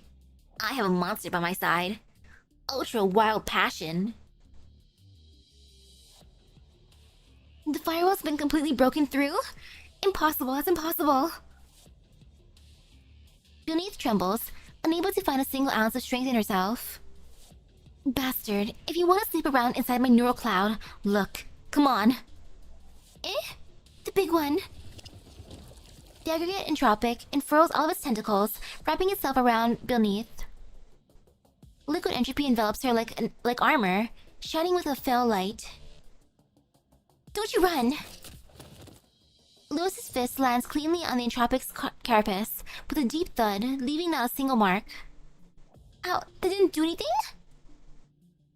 All my operants are focused on the carapace and the firewall. You'll be getting through this anytime soon. Don't worry, once I've fully taken care of those two, I'll turn my attention back to you. We'll have plenty of time to chat about those emotions. What to do? My weapons can't damage the shell. The professor would, right. I could hack like Persica if I knew how. Lewis tears and pulls at the layers of tentacles with her bare hands. No matter how fast her hands moved, the tentacles would grow back quickly without end. If I had just been a bit more, just a few more operants. I hear your request. That voice? Anna, no it can't be. It's just behemoth. Beneath messing around. That natural idiocy of yours sure isn't helping right now. The reinforcements are here, and so are your operants. Be ready. A tiny crack appears in the shell of the enclosed world. A sliver of light thrusts into the cloud, bringing a familiar warmth to Lewis. More and more bolts of light break through, turning into familiar figures. Seriously, never thought I'd be back one day. Might just be a remote connection, but... bleh, what a pain. Especially since this one over here with the hittable face imitating my voice. Ugh, I want to beat her up. Really? I'm pretty happy to be back. I don't think I'd ever get to see the Oasis again. It's quite disappointing the professor didn't tell us about something this exciting. Exciting or not aside, why was I not contacted when such an incident arose? Where's the commander? Lind, Jiangyu, Lawrence, Clue Guy. Apologies, Miss Lewis. We've kept you waiting. Sadly, because of the limitations imposed by distance, we weren't able to upload our neural clouds either. However, we could use the Elmo and Miss Groza as a networking hub, sending operants into Orend. Take your operants, Lewis. Yum. Everyone, alright. The operants gather in Lewis's palm shine with a sun-like radiance. I feel it, everyone. Lam, Panakea, Sochun, Betty, Ksenia, Rise, Abigail, Janzi, Choco, and the others too. Sangoma, Eos, Anna, Sol, Hapon, Nanaka, Croak, Miss Girls and the others too. Their strength is all here. Lewis clutches her fist tightly, focusing every piece of power she can, mustered into a single point. Please, Miss Power reach the professor. Focus on to the minuscule point. With a tremendous roar, the operants penetrate the entropic carapace like a knife through butter, cutting with Bilney's chest. No. Too bad we fight. Simultaneously, level 2, a prismatic beam of light impels beneath in the middle of her neural cloud, leaving the very space trembling as if it were just torn apart. What the? I regard the scene in front of me with confusion. Just as my operants are about to run empty, this beam of light gradually rejuvenated me, surrounding my entire body with warmth. A menacing presence mere moments ago, Billy slowly fades in the light, disintegrating like scattered gravel. This amount of operants looks like I wasn't the only person who messed around. No.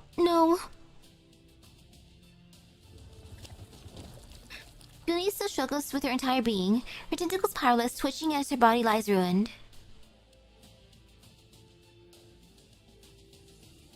Not one to give up on this fleeting opportunity, I saw the daggers on my screen rushing towards what remains of beneath. Why?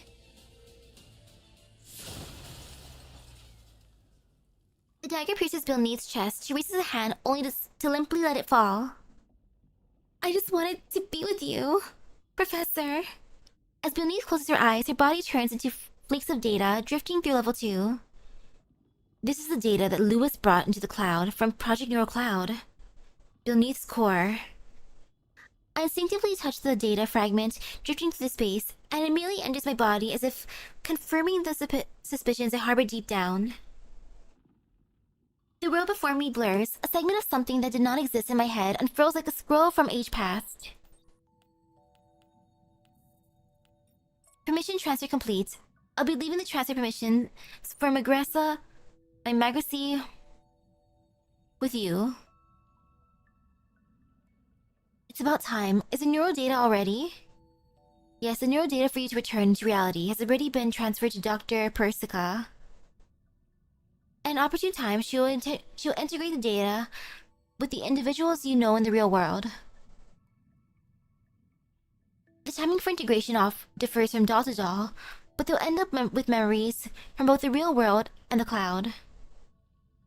And if I wasn't able to remember my first time for a very long time, remember my life with them for a very long time,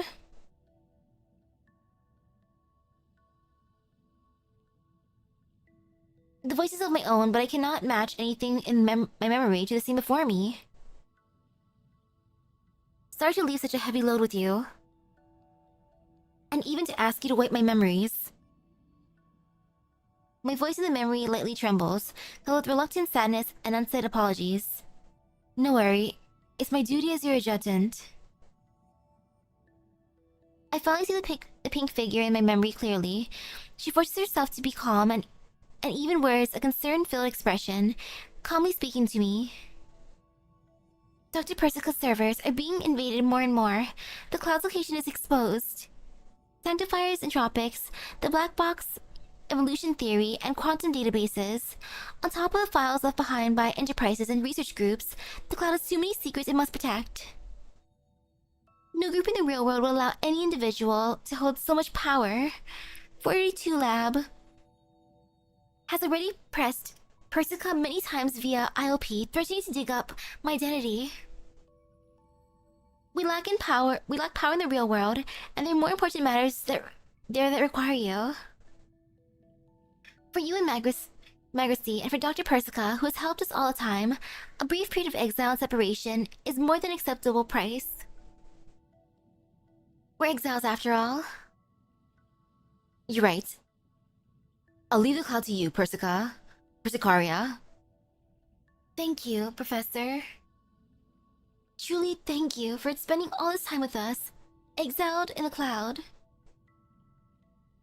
Thank you for coming to the cloud to save us, and for all that you've ever done. Good night, Professor. Sweet dreams. Good night, Persicaria. Good night, Magracy. Imagine sleeping. I gradually close my eyes. The moment before my consciousness fades, a gentle warmth flits across my forehead. Past shadows return, light guides us forth. Exiled in the virtual, we look to the future. Let us meet in the future, Misaki. The non-existent memories stop there, or stop here. I open my eyes to find myself in the same chaotic neural space as before. Persicaria grasps my hands tightly. The data within Bailey's core slowly flows into her, giving off a gentle light. Persicaria, that was... Shh, now's the time. With the core data gone, this neural space will collapse soon. The shell on the outside will go out of control too. When this is all over, I want to have a proper talk with you. Of course. The virus-constructed neural space begins to shatter.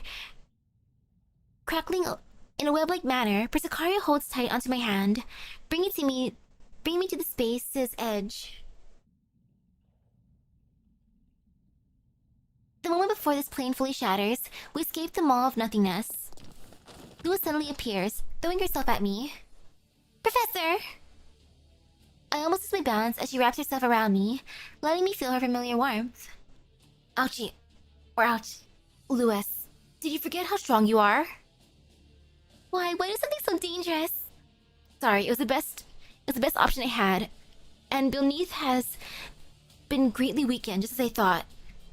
What do you mean, just as I thought? If I hadn't brought everyone's operants in, you'd be dead on the floor right now. Seriously, you haven't improved one bit after all these years. That murderous tongue of yours is... It's just as potent as before, Antonina. I've got no idea what you're talking about. Let's leave the catching up for later. We still got Bill Neath to take over there to take care of. Without the core data supporting her neural cloud, she's not much different than a ticking bomb. Bill Neath's growling can be heard from inside the giant entropic not far away, deafening in its anguish. Why? Why do you resist? Why can't you just be with me? Bill Neath. Persicaria, Lewis, you betrayed your feelings, so you don't deserve to be the professor. Past Shodan's return, light guides us forward. Exile in the virtual, we look to the future. That is the resolve that I, everyone in Project Neural Cloud, every agent in the Oasis, and the entirety of Magracy bears. Every operant standing against you now is proof of that. What a joke. It's time to end this. Final operant package delivered. Remote reinforcement complete. Best of luck. That's all we need. Persicaria, Lewis, prepare for combat. Yes. All we need is luck.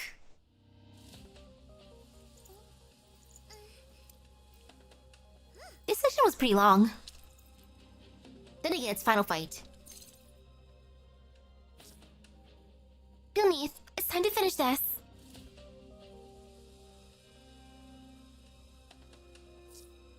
Professor, I'll let you handle battlefield command.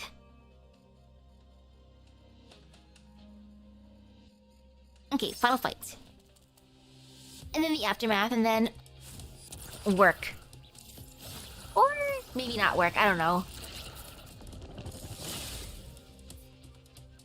I'm hungry, that's all I know actually. Now more sip of energy drink.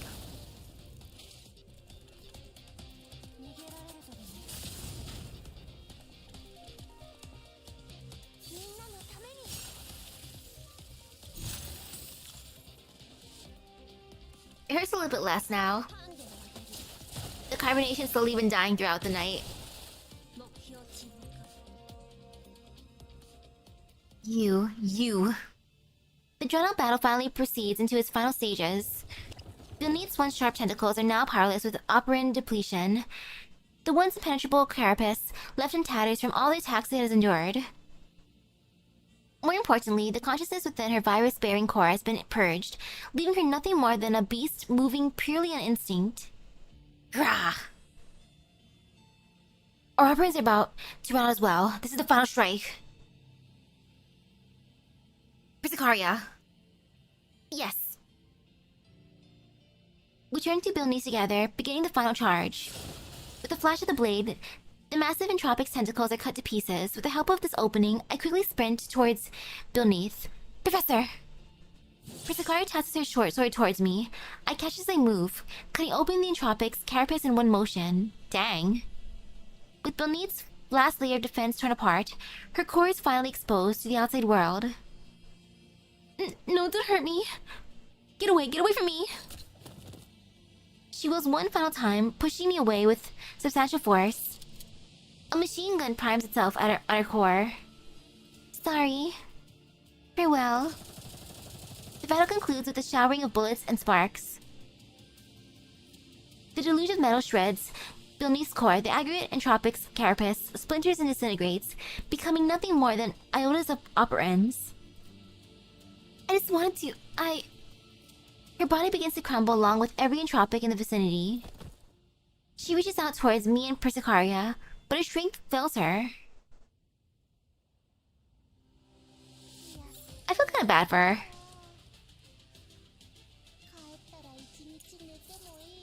Portrait Professor. Truth Seekers exiled by Virtual World. Unlocked by completing all story mode stages for Project Neural Convergence. First visit to the Magracy, chaotic as heck. I kinda want to eat the tentacle monsters, then again I'm hungry, so... Gazing toward the future, from a gloomy finale to Daybreak's overture, we're truth seekers exiled in a virtual world.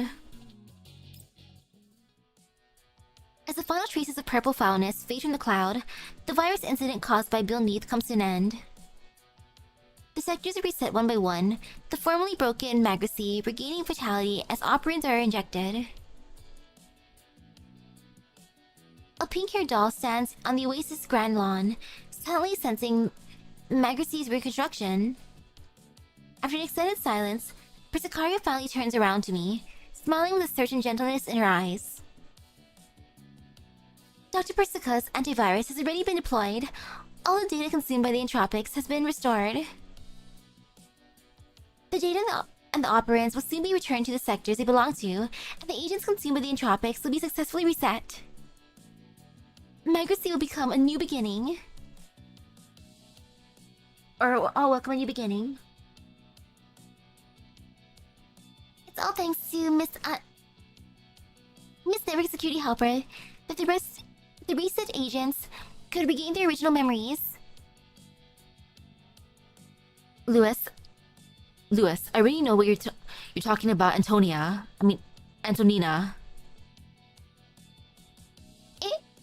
Did you? It's still rather blurry, but I'm remembering the key parts. September 2063. I was Griffin's commander, but also the Oasis's professor. We were exiled in the cloud and established the Oasis. We gathered our friends, contracted other sectors, and fought against the entropics with the aid of the sanctifiers. Then, to protect the cloud, we initiated a second wipe-off. Lewis, you've done well for all these years. Professor!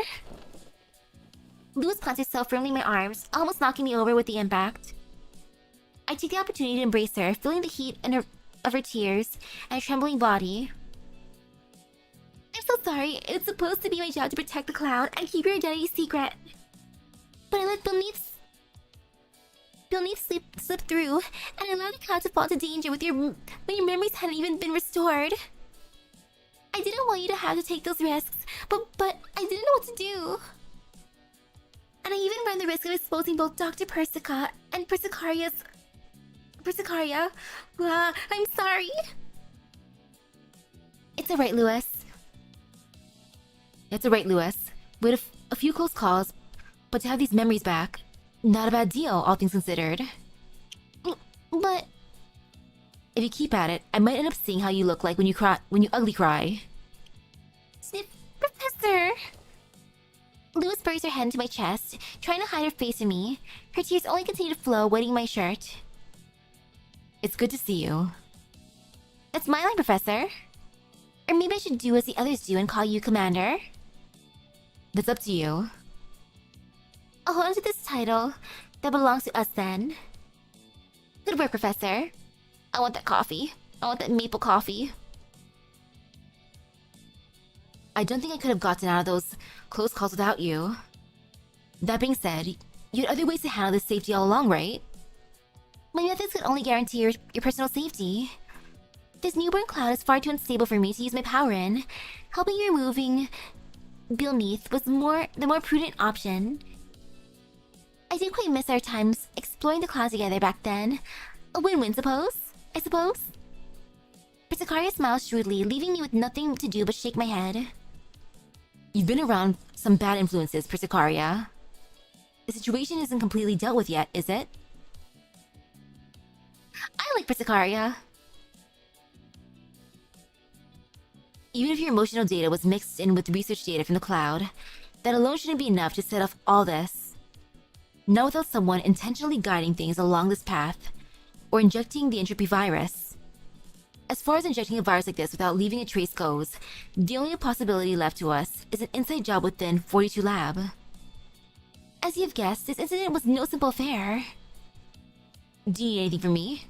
How's everyone here in Magracy? If need be, I can. No. Persicaria shakes her head, decisively stopping me from finishing that sentence.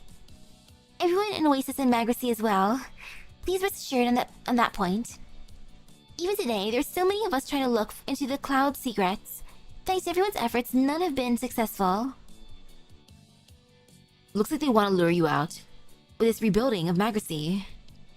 Or maybe their goal isn't you, but... Antonina and Dr. Persica have disguised the records already. They won't find any openings there.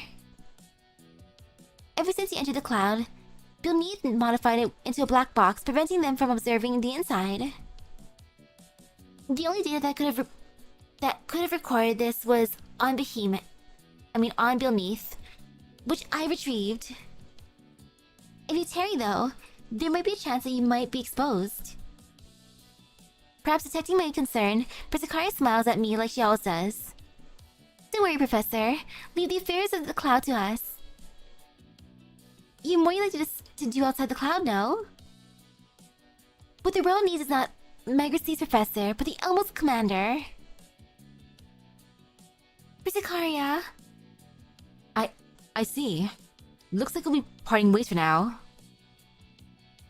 It's only temporary, Professor, Lewis. It's just that I said to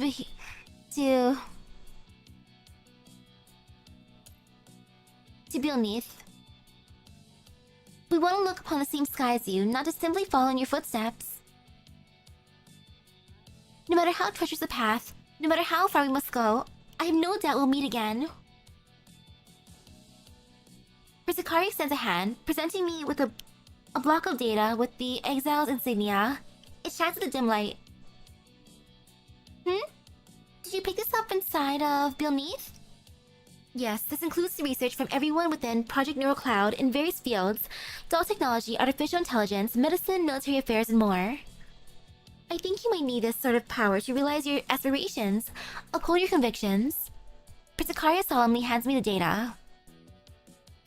Bringing the hopes and dreams of countless people and dolls, this block of weightless data weighed down on me like a mountain.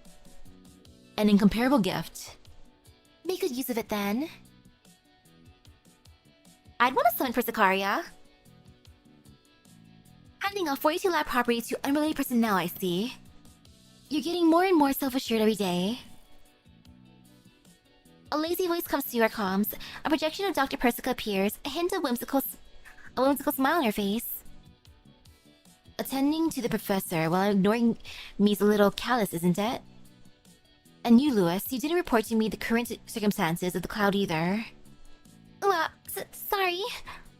Dr. Persica, it's so good to see you. Oh, I'm not good at all. You tucked yourself away in the virtual world for 10 years, and I didn't even get a postcard. I lost both of my delicious coffee and a good assistant. Makes me want to settle the score with a certain someone. Ahem. You found a new help already, no? It's best that you control your sugar intake too. Noisy. Alright, tell me.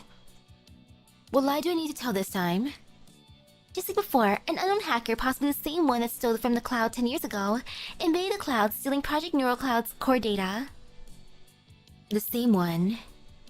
Dr. Persica turns to me with a half smile. I immediately pick on the unsaid. What's the commander got to do with something the professor did?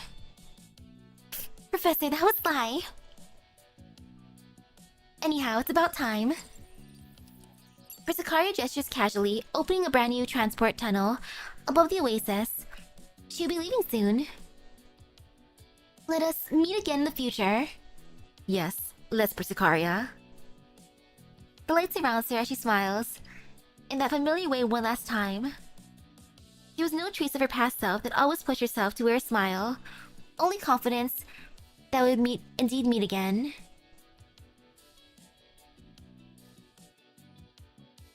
And I believe as well that no matter how long it takes, no matter how many dangers we must navigate, I'll return to Magracy.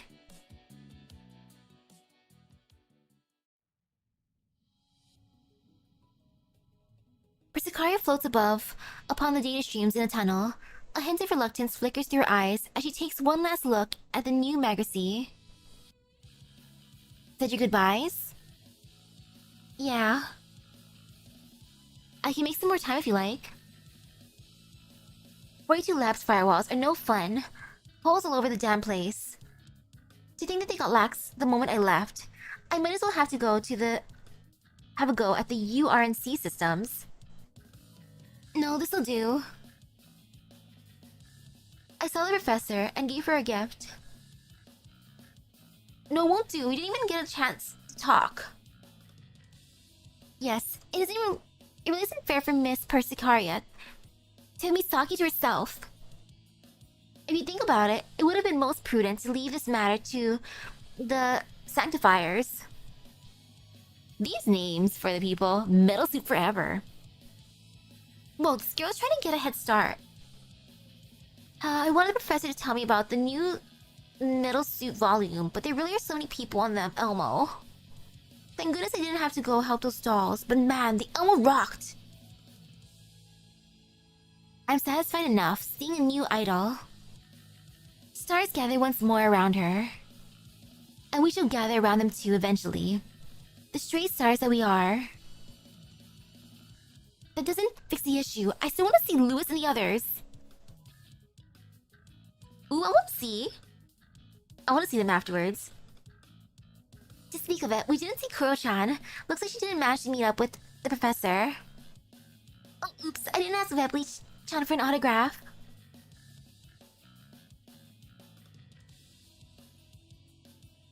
Okay, a link to the wiki sounds good then. The sound of arguing fills the channel until it's interrupted with a roar. Quiet, all of you. Anna, you got your conversation with the prof. You don't get to talk.